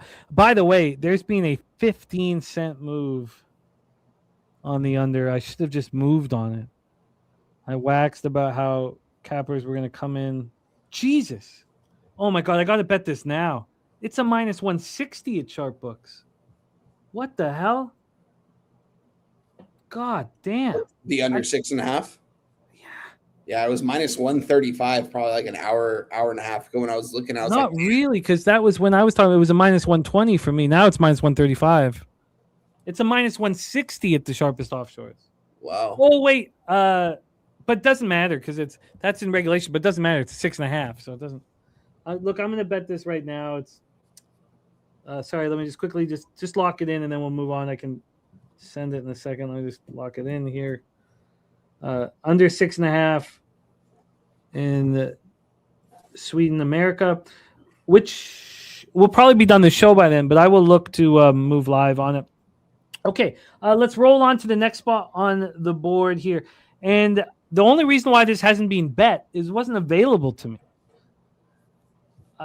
I want now the fact that I haven't bet it does allow me to sit with it for a second, but now it's available. I couldn't bet a first half this morning for the North Alabama Lions. I like the North Alabama Lions. We're in Flowers Hall in Florence, Alabama. Look, this team is 3-11 in the A-Sun. But I don't know. There's so many different ways of looking at it. This team's ranked 341st out of 365 teams, according to Ken Palm. They're not a good basketball team. B-Lab says it matters that it's in regulation at 6.5. For me, it doesn't, B-Lab. And we can talk about the semantics of it.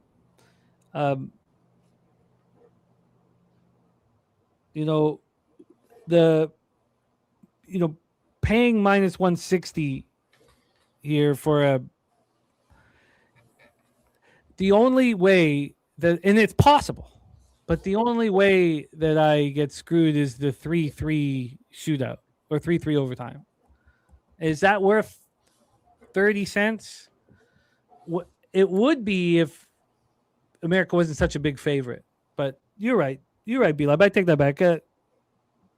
For me, when it gets to a 6.5, I know that 5.5s clearly don't matter. But when it gets 6.5, I don't think it's worth paying for personally. Let's talk Queens University Royals, 15-12, 10-4 in the A-Sun. North Alabama Lions, 8-17, 3-11 in the A-Sun. North Alabama, as I said, ranked 341st. Queens is ranked 204th. And so maybe this is, and Miss Smokes a lot, Acacia, she wants the Queens University Royals. And I get that. DC Capper wants Queens University Royals. I don't. So first off, and again, I haven't had, so if you guys remember, when my college basketball season was going great, I was taking advantage of teams that either hadn't played on the road or hadn't been on the road in 4 or 5 weeks. Rarely have I had this situation this late in the season, but I have it here. We're February 18th and Queens hasn't played a road game in February. We also have the 4th straight home game for North Alabama. They've been able to practice. They've been at home where they can be coached. So Queens has played 4 straight games at home. The last time we saw them on the road, they lost to Bellarmine. Look, I wanted to be on Bellarmine here. Jerry Davis says North Alabama letdown spot because they won 1 game. I mean, we'll go over it. And look, I'm not saying you're wrong, Jerry. We have Queens, winners of 3 of their last 4. They played North Alabama at home, and they waxed them by 25 points. They destroyed them, 87-62. Queens shot 54% from the field. Queens went 24 of 25 from the free throw line. North Alabama shot terribly, 39 from the field, 25 from 3. And you could say, look, they're going to continue to shoot terrible because they're a terrible basketball team. I get it. Everybody in the world is going to want Queens in this spot. Not me. I like the spot for North Alabama. I like when bad teams get a chance to be coached. I've got the perfect opportunity with Washington State, which I've doubled down on. It's my best bet of the day. I found out that Spooner also on it. And you guys know the record when we have the corner of Spoon and Bag Boulevard. Here, I think the Eastern Kentucky Colonels are a pretty decent basketball team. They just beat them at home. They lose to West Georgia. I think West Georgia is really good. Now, maybe really good's not fair because they're just, sitting at 5th in the conference. Before that, they lost to Central Arkansas. I've told you guys that I think Central Arkansas is the best team in this conference. Now, Austin P is saying they're the best. A game up. They almost took out Central Arkansas at home. What had happened before that? They'd lost by 21 at Central Arkansas, and then they also almost beat them at home. I like this North Alabama Lions team first half, and it just wasn't available to me. Now we've had a bit of time to let the market marinate. So let's take a look at what it's telling us. We're going to start with the spread here. We have North Alabama. It's not moved at all. Oh, it did move. Oh, so I knew all that. So at 2 in the morning, it moved to 9. At 7 in the morning, it moved right back to 8.5. Who's betting the North Alabama Lions? Nobody. And this line's not moving a cent.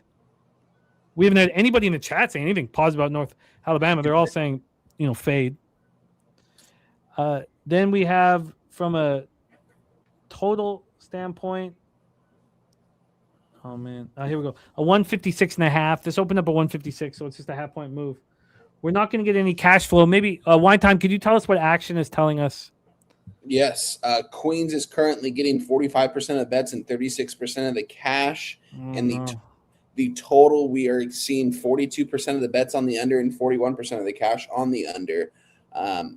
And that not really moved. So, yeah, action's telling us that more action is coming in on North Alabama here in this spot. The money line right now, we don't really have to go over that, but 7% of bets and 45% of cash on North Alabama. I don't know. This is a difficult spot here, Jim, because North Alabama is coming off that, victory as a 4-point dog. North Alabama's been chilling at home for what, 2? It seems like almost 2 weeks now. When was the last time they were on the road? Was on the February 7th. February 7th, and we are February 18th. 11 days. They've been at home chilling. They should be comfortable playing at home on a Wednesday night here with Queens coming to town. But I didn't end up moving on this. I do lean a little bit towards North Alabama, and I agree with you. Who's going to want North Alabama here in this spot? And action is telling us that there's 848 total bets placed on this game. So there's no one really betting this game. The market's not really moving. I think North Alabama could be a spot here. It's just my only thing is them coming off a win. It was their first win in 6 games, I think it was. And I don't know. It's difficult to back them here. What about Queens not being on the road since January? Yeah, that's absolutely crazy. The last time they were on the road was on the 31st. Yeah, the 31st. So again, they were at home chilling, and then they get out of their comfort zone a little bit, going into a different state, going into a different arena. I would be on North Alabama here, but I'm going to stay off this game. Dutch Boy Fresh. Go. It's official. It's official.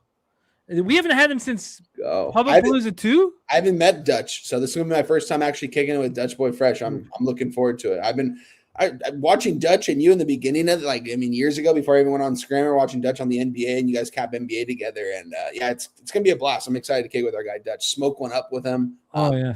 I'm excited. Shout out to our guy.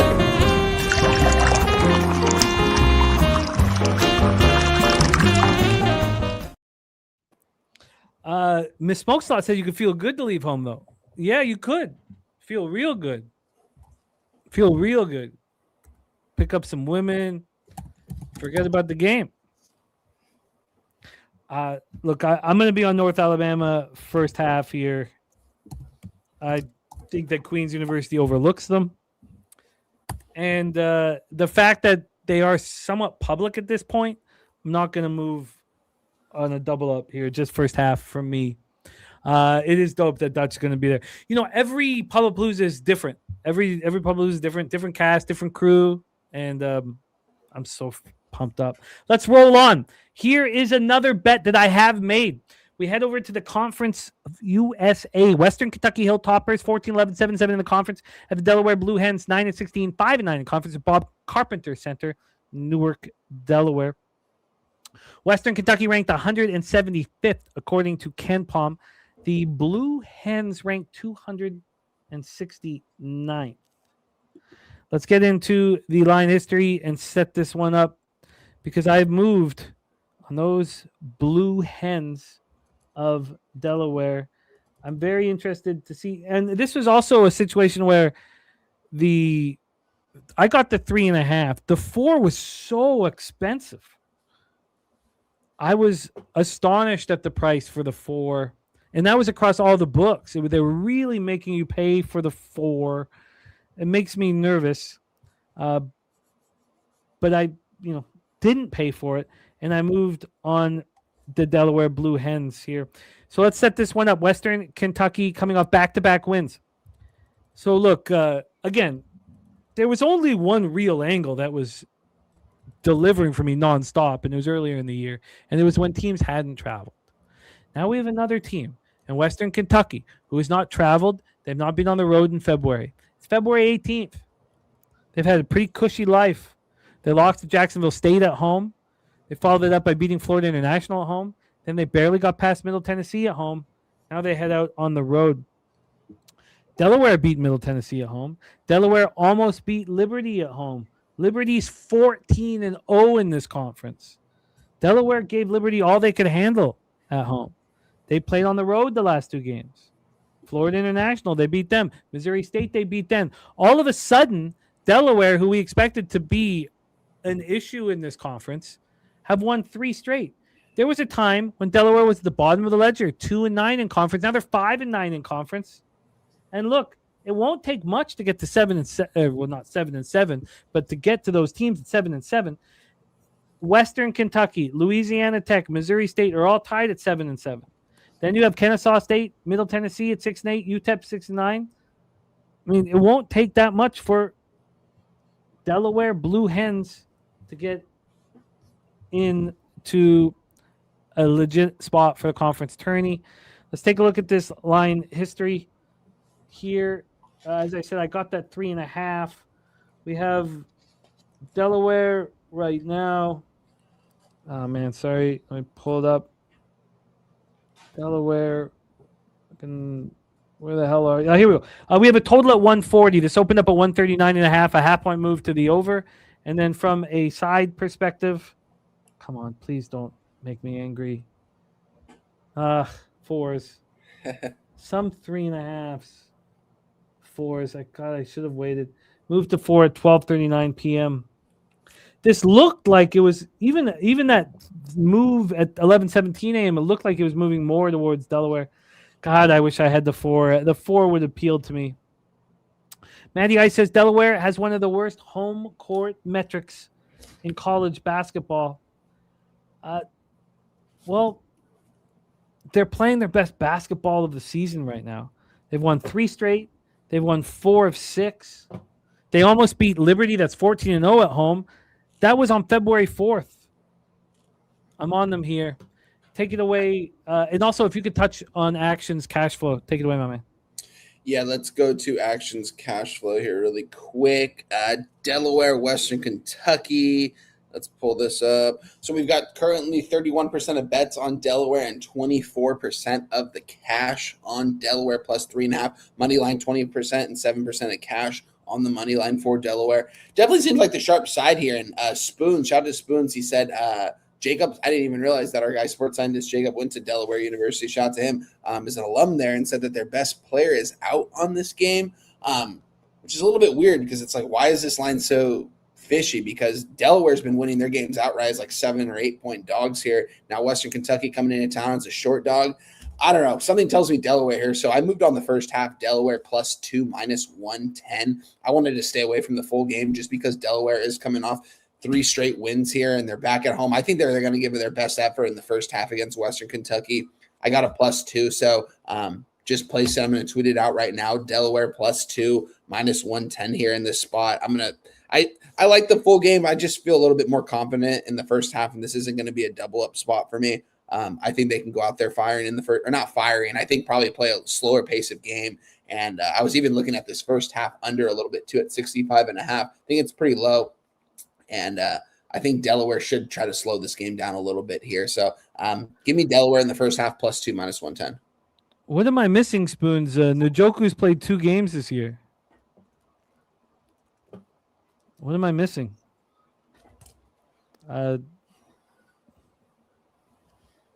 When was the joke? Got to be missing something.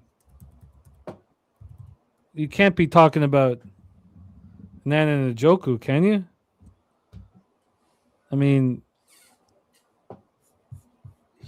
this year in 2 games he averaged 14 minutes. Wow, Finland has tied it up. What a team! Nice bet by Nasty Nate. Do you mean somebody else? I mean, what we've seen from Delaware is they're not playing anybody but their starters right now. Their starters are playing every second of the game. Okay, Spoons. Yeah, it's I don't know. Unless he's the biggest, maybe is he Nana Njoku's lover? I don't know. Njoku's played 2 games this year. All right, let's roll. And thank you. Of course, I know that you're only trying to help us. I just, I don't know. Okay, let's roll on. I am on the Delaware Blue Hens. We have our guy Wine Time moving on Delaware first half. Let's roll on. Next up for us, and we only have a few games left here.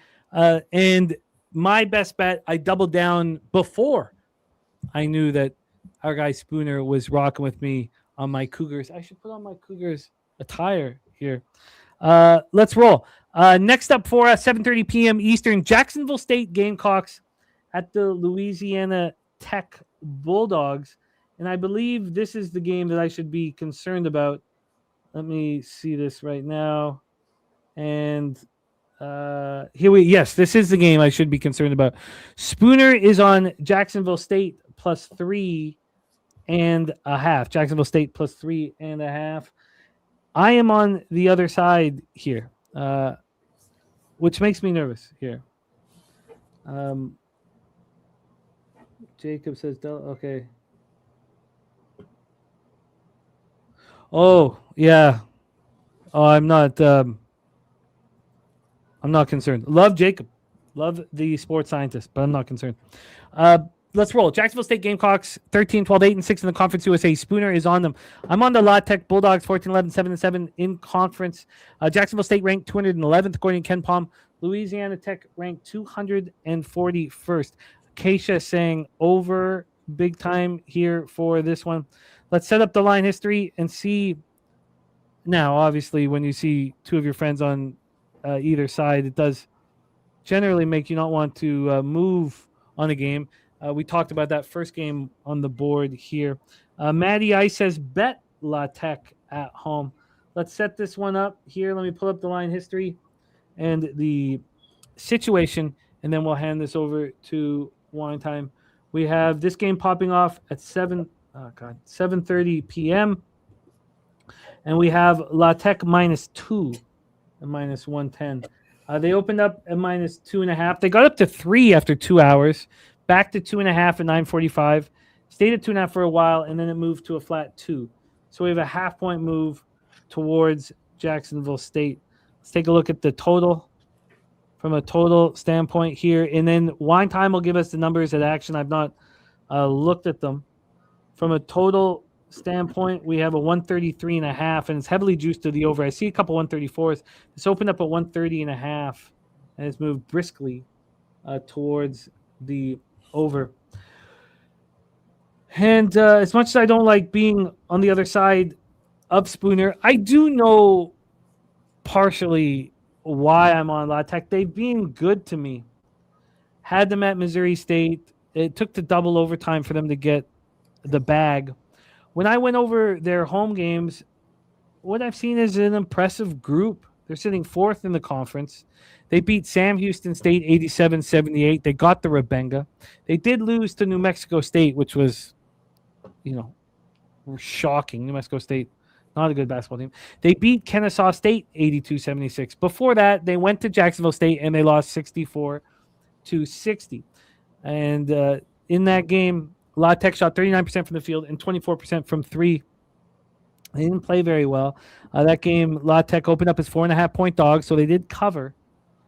But I'm on them to win here. I'm on them to win here at home. Matty Ice has one of the best home court metrics. Dabby Cab in the house. Great to see you, Dabby Cab. Take it away for us, Wine Time. Gamecocks, Bulldogs, and Ruston, Louisiana.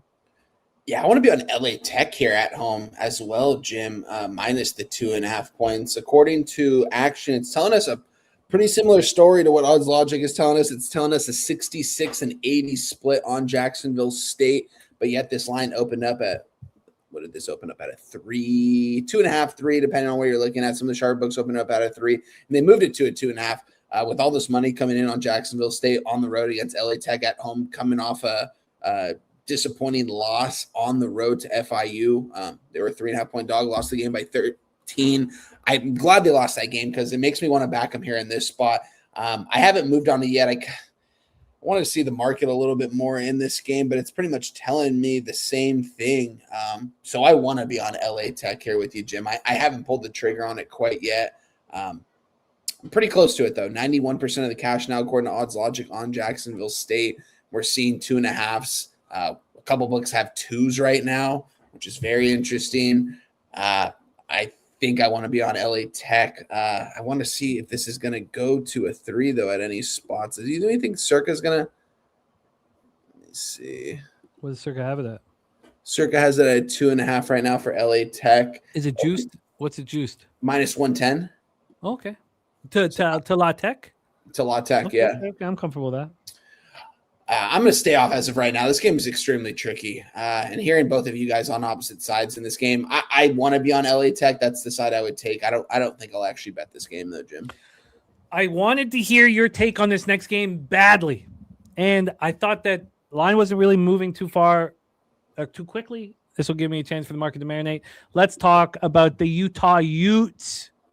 1-11 in the Big 12, but they're playing better basketball. West Virginia, we know how tough it is to win in Morgantown. 16-9, 7-5 in the Big 12. Utah ranked 119th, according to Ken Palm. West Virginia ranked 56th.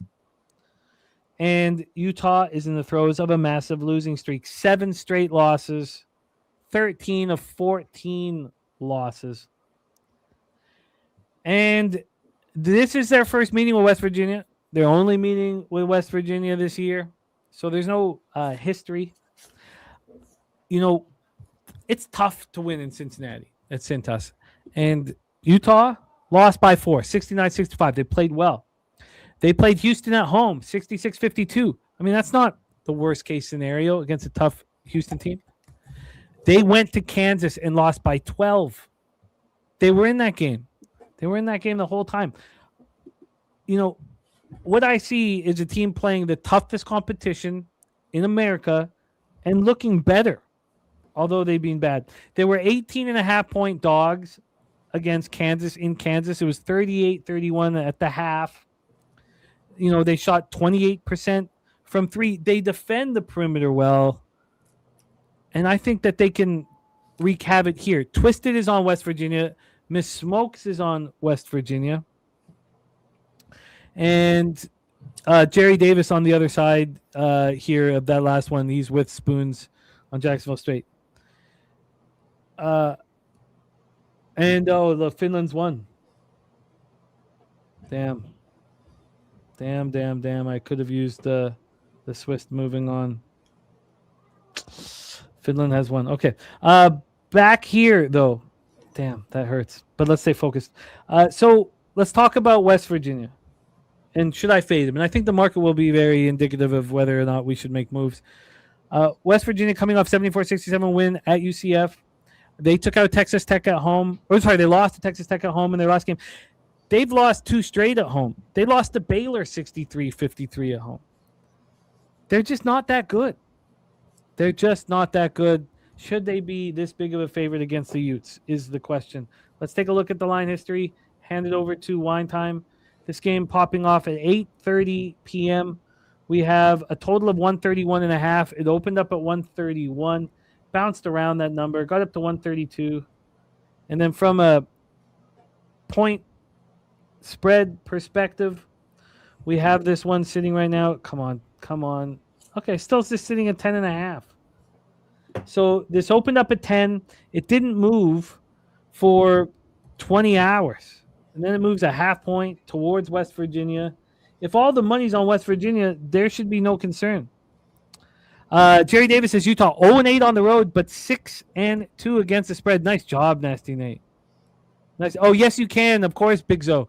Pull the goaltender. And teams have been doing it with about 30, 45 seconds left in overtime in the NHL. So, yes. And then cash flow. We're going to get information. 62% of tickets, 72% of cash on West Virginia. 67% of tickets, 92% cash on the under. Nothing is making me concerned. This line opened up at 10.5 at circa. It's not moved a cent. I think the Utes can stay within double digits. What do you think? One time I'm in. It's a tricky spot here, Jim, because Morgantown, whether it's college football, college basketball, it's never an easy place to travel and play. And it always is difficult to get there. You know, their home crowd's always going to be there rocking and rolling.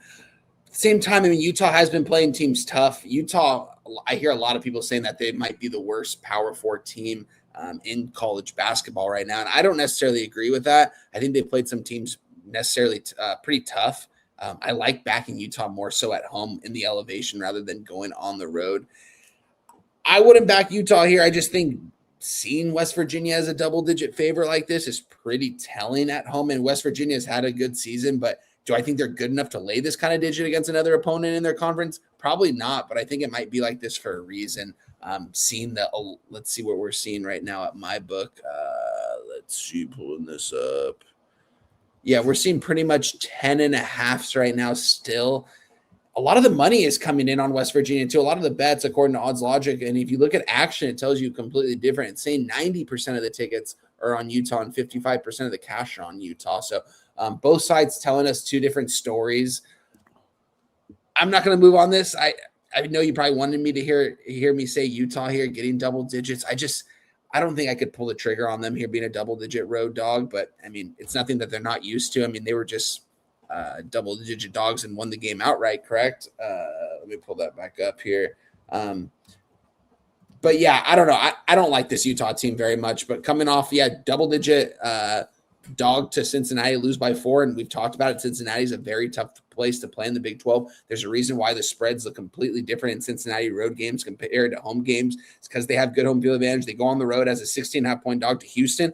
You know, I don't know. It's a tricky spot, Jim. I won't move on this. This is too difficult. I had West Virginia originally written down. I could see why you want to get there with Utah, and it just seems like, you know, it almost catching like a falling knife, but they don't have to win this game. They just have to cover a double-digit spread. I want them right now. Yeah. I want them seeing the Odds Logic money coming in and nobody, you know, batting an eyelash, man. I still want them at this point. I expect to move on them. Let's talk about the big game here. The 23rd ranked BYU Cougars at the number 4 ranked Arizona Wildcats. We're at McHale Memorial Center in Tucson, Arizona. BYU ranked 22nd. Arizona ranked 3rd. Arizona coming off 2 straight losses, their first 2 losses of the season. Dabby Cab talks about these things happening in twos. Here it happened in twos. They lose 82-78 at Kansas.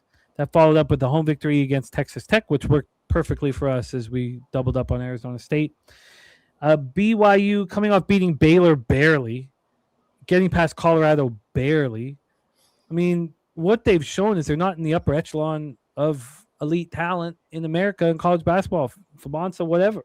I mean, they're just not there. They're not there.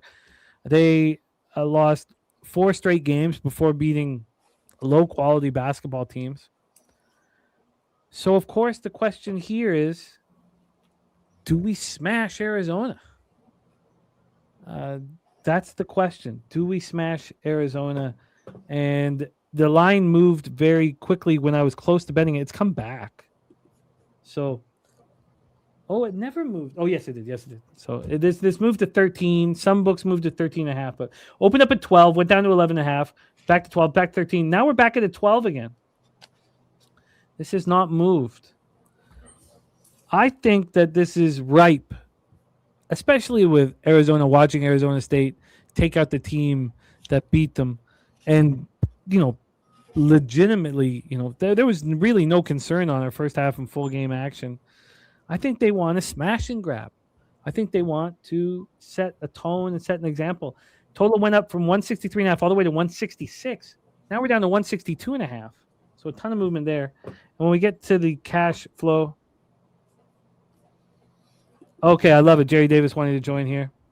When we get to the cash flow here for this one, we have 54% of tickets, 66% of cash on Arizona. So maybe is that a concern? We're sitting here at a 12. It opened up at 12. It did get up to 13. I mean, I imagine there'd be a bit of a sweat. Wine time, take it away. I think it will be an extremely sweaty game. That's why I'm staying off this. I think Arizona is definitely the play here by double digits, being at home, laying a 12.5 against a team like BYU in the beginning of the season was talked about as one of the going to be a really good team this season. Took back-to-back losses on the chin. Arizona has to 2 good teams in Kansas and Texas Tech. I think Arizona's going to want to get some revenge here at home. I think this line's very telling. I would not have expected to see this open up at a 12. I would think maybe a 9.5 or a 10, but a 12. My only concern is that this line hasn't moved towards Arizona. But again, it opened up at a 12. I think that's kind of telling. So that's why I would be on Arizona here and seeing the money come in. I just want to see the market react a little bit more. I want to see them move this to a 12.5 at some point. Seeing 12s pretty much everywhere. That's what I'm getting.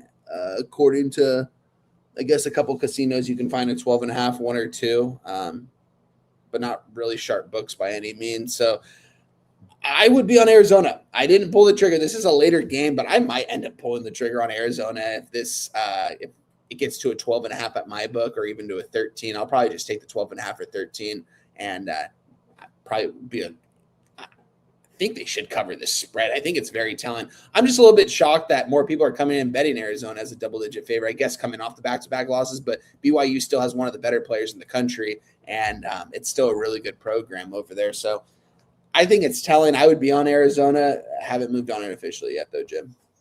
Is the concern that, with Richie Saunders being hurt, that they step up here? I don't see why it would be. That's because this isn't the NBA.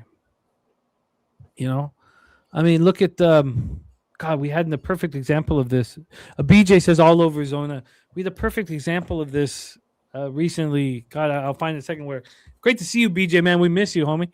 We had a perfect example of this where a star player was just hurt and then nothing. It's not nobody's stepping up. It's just there's a difference in NBA. It's just there's a difference. And it's hard to put into words, but we learned that expecting anybody to step up in college and in WNBA. King Al in the house. Great to see you, King Al. Hope you're doing well. Hope you're healthy, man. Thinking about you, buddy. Nice to have you here in the chat. So do you have interest in backing Arizona to smash and grab? I do. Like I said, I want to see my book move this a little bit more, but I don't know, because I feel like them opening it up at a 12 is telling. I don't know how much more they will move it up to. I don't think they'll move it up to it. I probably would move on Arizona. I might, Jim. It's still like 6 hours or so away. So I don't want to give it out quite officially yet because I haven't moved on it, but I will most likely tweet out Arizona minus 12.5 later tonight. God, I wonder if it's... Yeah, BJ, all zone. I hear you, BJ. This seems like, this line's telling us. You know what I mean? I just would like to see it move a little bit towards, but as we talk about a lot, it's the opening line and the fact that they're opening up as a 12-point favorite against a top 25 team in the nation. I don't know, it's telling. They're talking about Pete being out and you have Awaka starting, and it's so important to have Awaka come in off the bench. I know how much he helps having a senior do that, but no, I understand, Gorki. I understand, my man. And thank you so much for the super chat, my friend. I just, for me, of course, I think that, one of the not the star player, obviously, because they've got Bonsa, but if a player comes out, sometimes the team comes together. But with Pete being out, they're both missing key cogs. If you were to move on Arizona, it'd just be full game. You wouldn't worry about full game. I wouldn't do the first half. I think the first half would be a sweat. Like, that's why, Dave said he's going to move on this game live. I respect that. I think I might end up moving on the side live, honestly, if I can get a better number on Zona, if I can get a 9.5 or 10 at some point. Let's see, BYU comes out, the first 5-10 minutes and they have a 3 possession lead at some point. I would take Arizona live in that spot, still as a pretty heavy favorite. So I think I might just wait to move on this game live. We'll see, though. Still 6 hours until this game goes off. Mark Stasowski moved on the 13.5 opening line. And Goracle saying it's not the first game that Saunders has been out. That is important. Picks from Dave in the house. C. Durs, your homie here in the house. Great to have BJ back in business. We got Ol E in the house. Just 4 games left on today's show. Let's roll. This was a bet that was talked about in the chat earlier, and I came close to moving on, and I didn't. So I'm curious to see what's happened with the line. St. Mary's, Seattle U are next spot on the board. Look, the Gales are a very highly ranked basketball team. We're Climate Pledge Arena in Seattle, Washington. St. Mary's ranked 28th. Seattle ranked 128th. There's a big difference, obviously, in those numbers. 4 straight wins for St. Mary's. They just went to Pacific and beat quite a strong Pacific team, 72-61 at Pacific here. Seattle U had back-to-back losses before taking out Oregon State at home, 60-50. I believe that was on Sunday. And the Red Hawks get up for these games, man. This is a talented squad.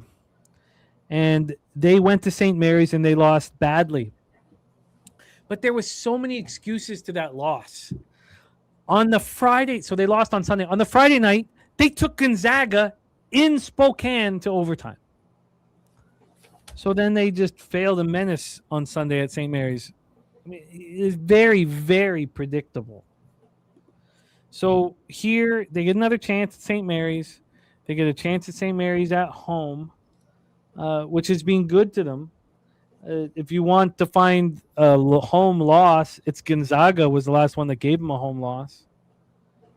You have to go back to 5 other wins, and then you find a loss back in December against San Francisco. So I want to back Seattle here. Let's go over the line history and figure out whether this is worth it. The Gales here, they've won 4 straight. Their last loss was against Gonzaga. They're coming off beating, as I said, Pacific, beat up on Pepperdine at home. And this is the start of a road trip. They have Washington State up next. So here we go.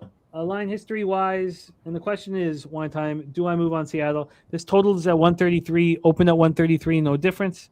And from a point spread standpoint, we have Seattle plus 10.5. Opened up at 10.5, sitting at 10.5. At one point, it moved to 11. It's a 5-cent move towards Seattle. That's the only thing that's happened here. And when we get to the cash flow, and this is what I really want to see.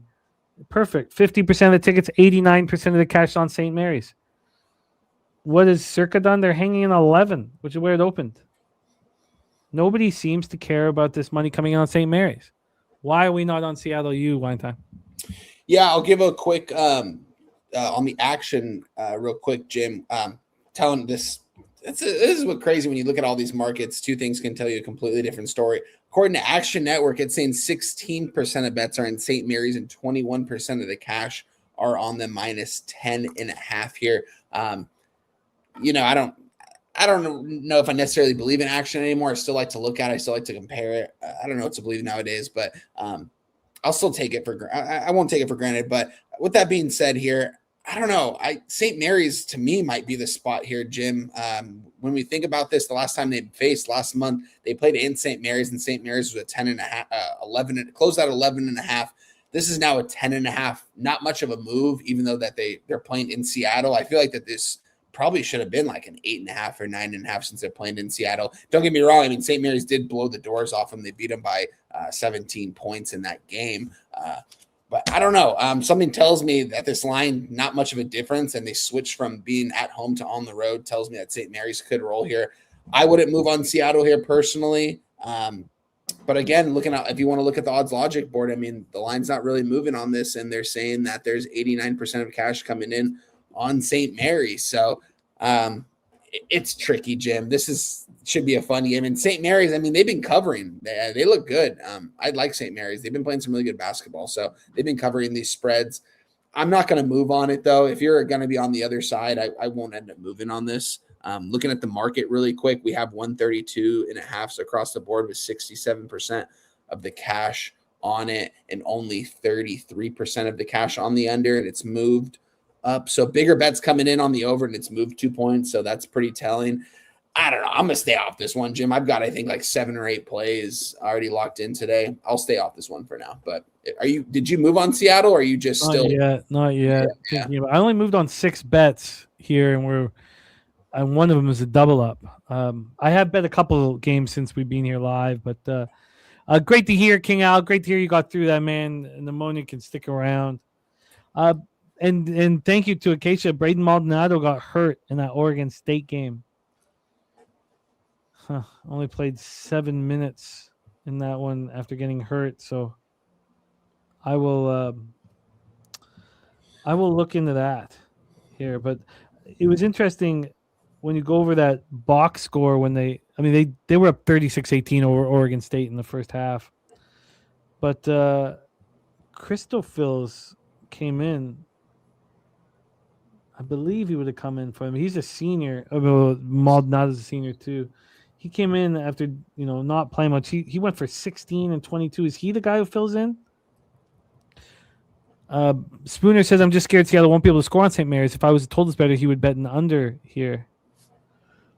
I wonder, maybe it was JoJo Murphy then who's going to take over from Maldonado, another senior. God, they're just full of seniors here.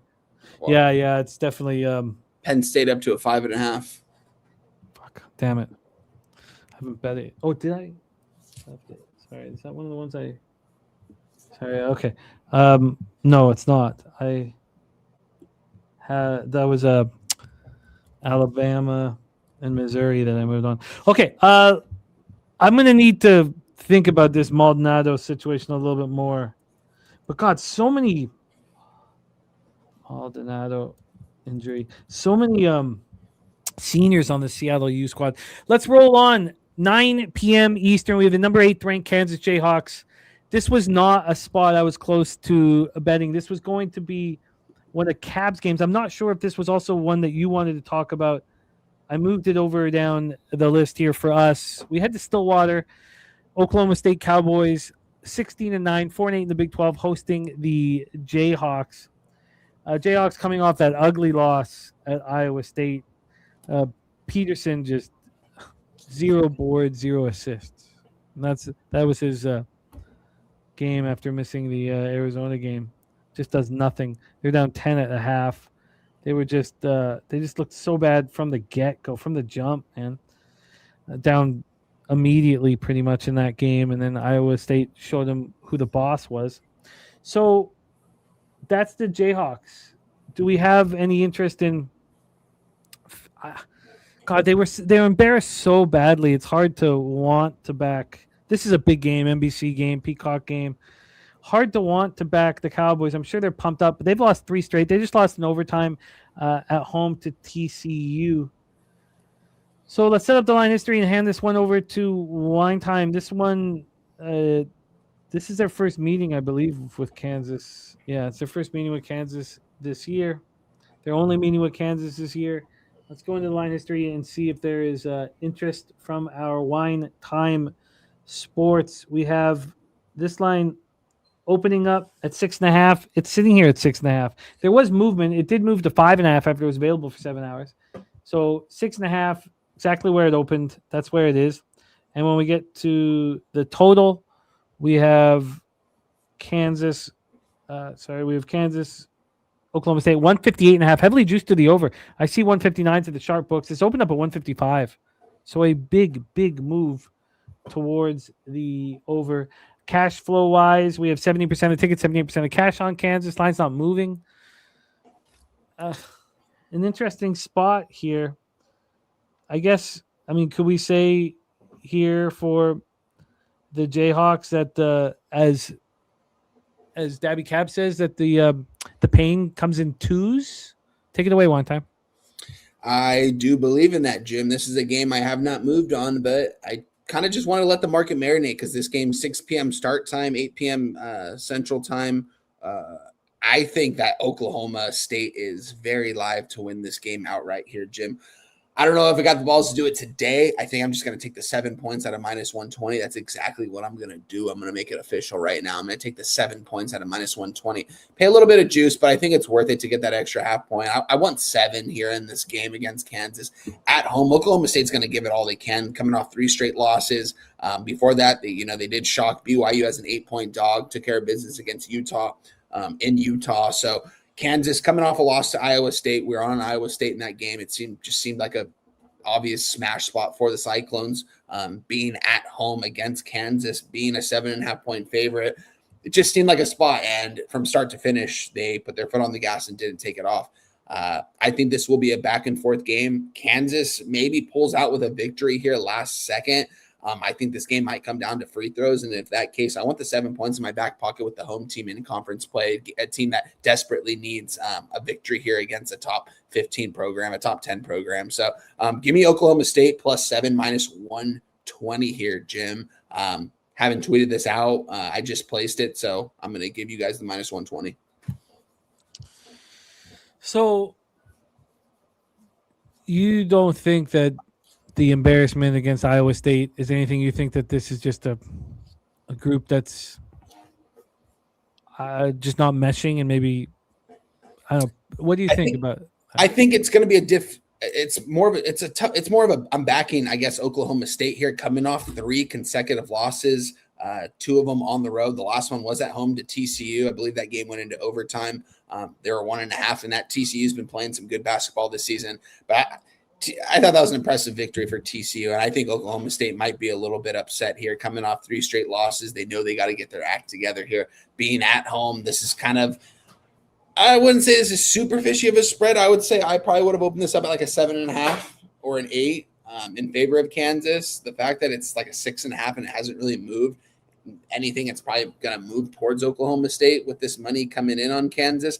I don't know. It just seems like a perfect spot for Oklahoma State and Kansas. Coming off the loss, a blowout loss on the road, you don't really want to fade that team again. But I mean, like Dabby kept said, some of these come in twos, and it might come in 2 here. But I don't really need Oklahoma State to even win this game. I just need them to be in it that last minute when it comes down to free throws. And I think Oklahoma State at home, I'll take those 7 points in my back pocket. Very, very interesting spot. 2 games left. It's taken a long time, but we have reached the best bet on the board for me today. And that is my Washington State Cougars. This spot, I'd already bet the first half of full game when I pulled up Spooner's action. And there he is on Washington State. So we have the corner of Spooner and Bag Boulevard. I'm not going to add anything to it. May look for live action or something like that, but they're coming off getting waxed by Gonzaga, losing by 30. It's a spot I'd like them in. Pacific is a good basketball team. This is not a fade of Pacific. Pacific ranked 104th. Washington State ranked 133rd. Beasley Coliseum, Pullman, Washington. Pacific 17-11, 8-7 in conference. Cougars 11-16, 6-8 in conference. So there's two big things for me here. First off, or there's more than two. Let's say three. You have the Cougars coming off getting waxed by the best team in the conference. So there we go. That's the start. That's the first thing. The second thing is this team is good at home. It's good at home, and they are supported here. The fans come out and believe in them. Then you have a chance for David Riley to coach because they haven't played in 8 days. So let's say a fourth thing.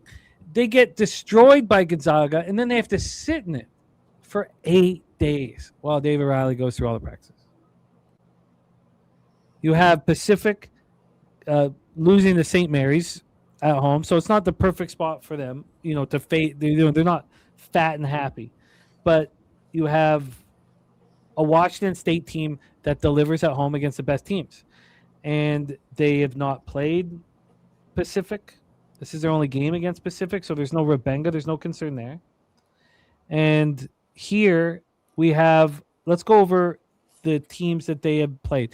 They almost took out Santa Clara. We know how good Santa Clara is. 96-92 they lose at home.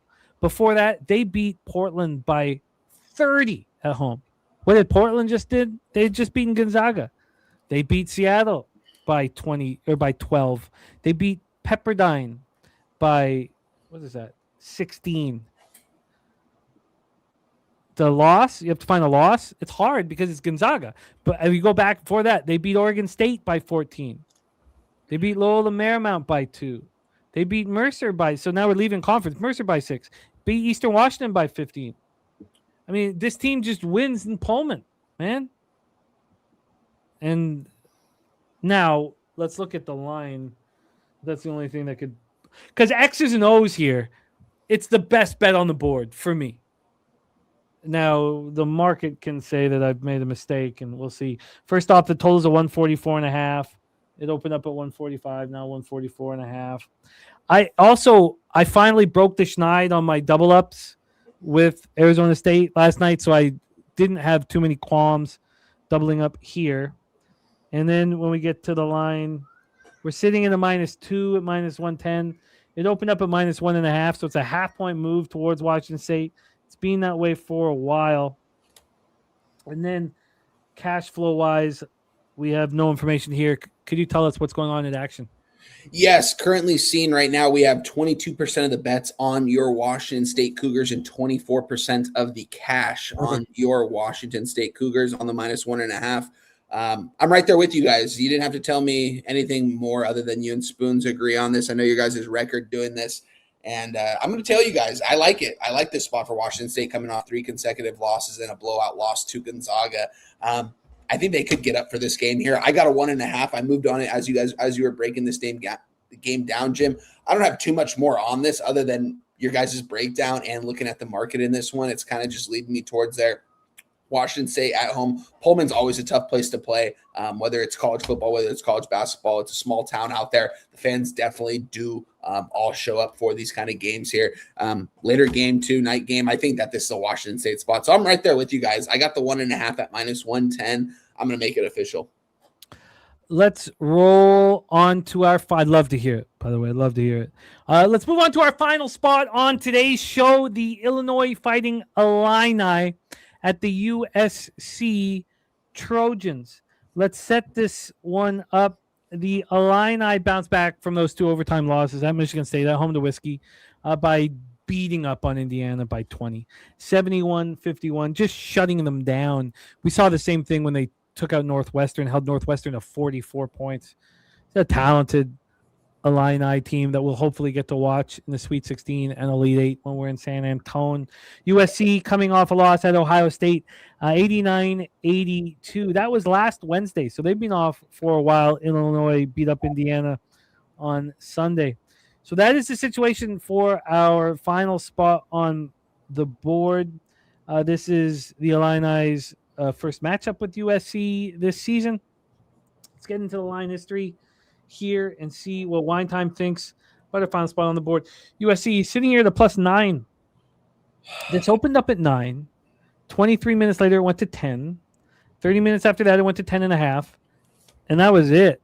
Hour later, it's back at 9, and it stays there. So we've had 3 cents of movement towards the Illini. Very, very little. When we get to the total here for this one, we have... Sorry, here we go. This is a late night Cali game here. We have a 150. Opened up at 153, so we've dropped 3 points. This did get up to a 154 about 10 or 11 p.m. last night before it started dropping. We got Saturated's Illini in the house. Shout out to our friend Saturated in the chat. When we get to the cash flow, we have 82% of the tickets and 89% of the cash on the Illini. Circa's moved this to a 9. They opened it up at 8.5. About 4 hours later, they moved it to 9.5. They moved it back to a 9 despite 75% of tickets, 88% of cash on the Illini. DC Capper on the Illini. Lucky Lefty joining us on Washington State. Seth Gecko wanting USC for all the money. USC money line for Seth. Take it away for us, Wine Time. Cali game. Any interest? Yeah, I have interest in this. This is one of the games that I had circled. I wanted to talk it out with you guys. Wanted to hear everyone in the chat. Shout out to Seth Gecko. Said USC money line. That's some nice plus money right there.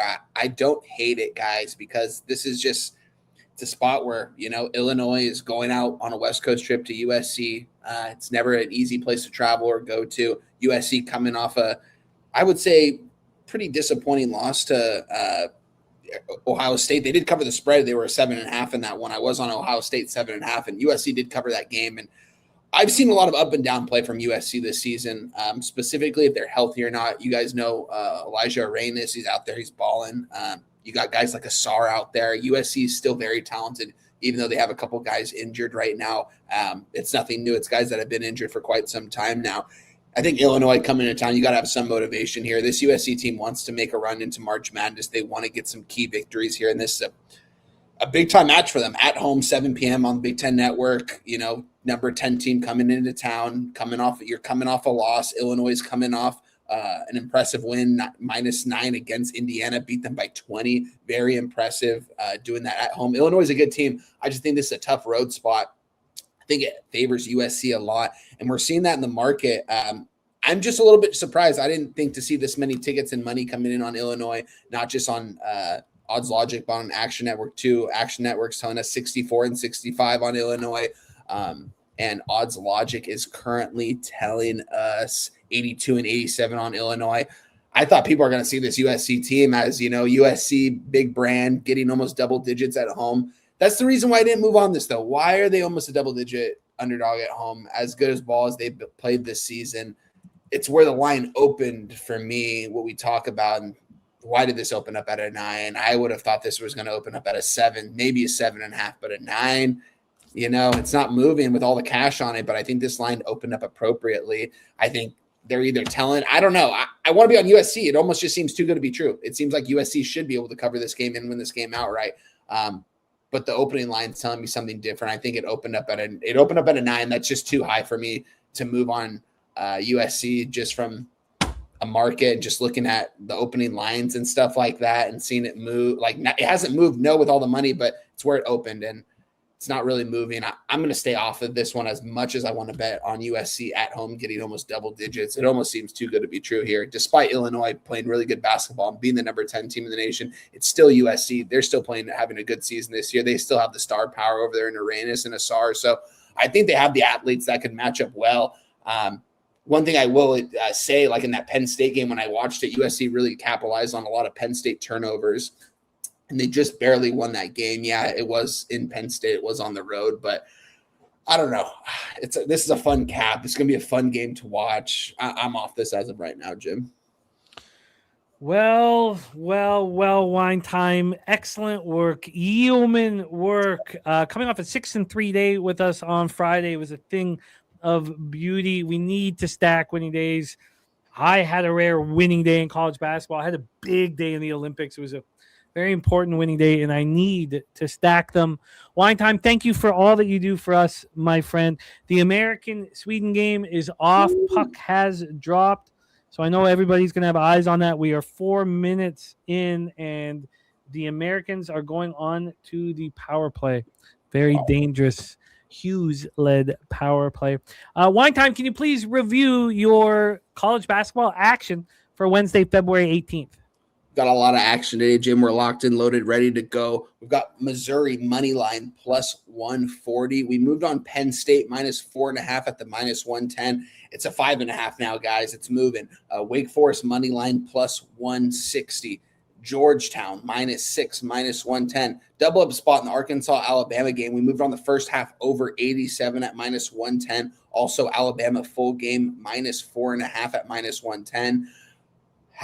St. Bonaventure, we moved on -5 at minus 110. Delaware +2 first half at minus 110. Oklahoma State +7 at minus 120. And Washington State Cougars -1.5, minus 110. A lot of action today, Jim. I'm going to tweet out my added plays right now. Always a pleasure, my friend. Looking forward to Friday. I haven't even looked at the card on Friday yet, but I know we have NBA back in action. So we've been crushing NBA this year, my guy. These next couple months are important. These next 30 days are important leading up to San Antonio. We got to make sure the bankroll's fat when we get out there because we're going to be betting a lot of games. So looking forward to it, Jim. Looking forward to joining you again on Friday, guys. Follow me on Twitter, Wine Time Sports. Tweet out all my plays every single day. Shout out to everyone in the chat. Shout out to Jose Bouquet on the ones and twos. Shout out to our guy Stacks for joining us as well. And shout out to you, Jimmy. Can't wait to get back to work with you on Friday, my guy. We'll be talking later today. I'm outie. Respect. There he is, our guy, Wine Time Sports. I put his X handle here in the link. Hit that link. Support our guy, Wine Time Sports. Here we go. A monstrous day ahead of us. Let's review all action here. We didn't get to the spreadsheet play today, but it is Wofford, whom I was close to moving on before that line went against Wofford. That was a 13 when we started the show. It's a minus 14 and look who it is. Jose Bouquet, how are you, my friend? Swell. I'm excited for Palooza. It's getting closer and closer. It is. It is. Day. It is. Capper's booking. It's very, very fun, man. I cannot wait. Seems like we got a great our guy Dutch Boy Fresh is officially coming. Yeah, man. That's exciting. I hope his luggage makes it. Yes, that would help. That did hinder him on his last trip. And I hope he correctly books an Airbnb. Oh, he's already locked down. He's already locked in, man. He's staying at the Nasty Nate residence. Good. That's good. Okay, so that's checked number one. Yeah. Done. We're in business. We are in business. Let's review action here on the show. Res Mob moved on the Respect play today. Tennessee -6 first half. Stacks play day number 1. Clemson -3. Number 2, Missouri +4.5. Pig Milk play of the day is the same as the spreadsheet play of the day. Let's give them both shouts out. Both Pig Milk and spreadsheet on Wofford. First off, shout out to spreadsheet.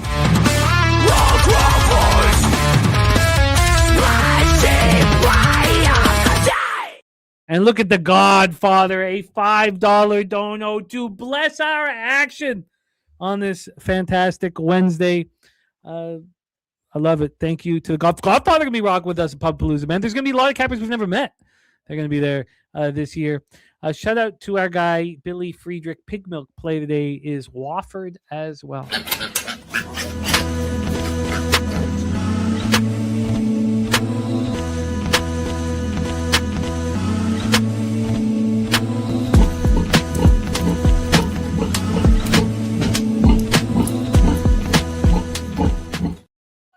So I moved on Alabama and I moved on Missouri live here on the show. I haven't put that out on X yet.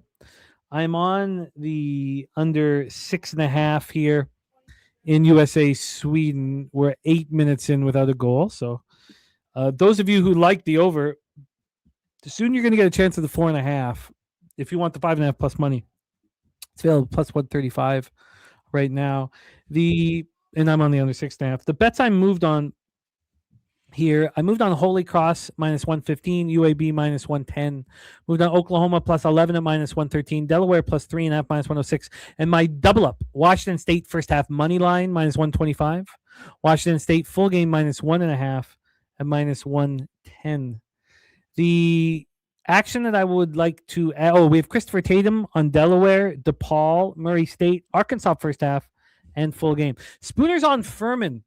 I came close to moving on Furman. The line was moving against me. I'm going to take another look at it.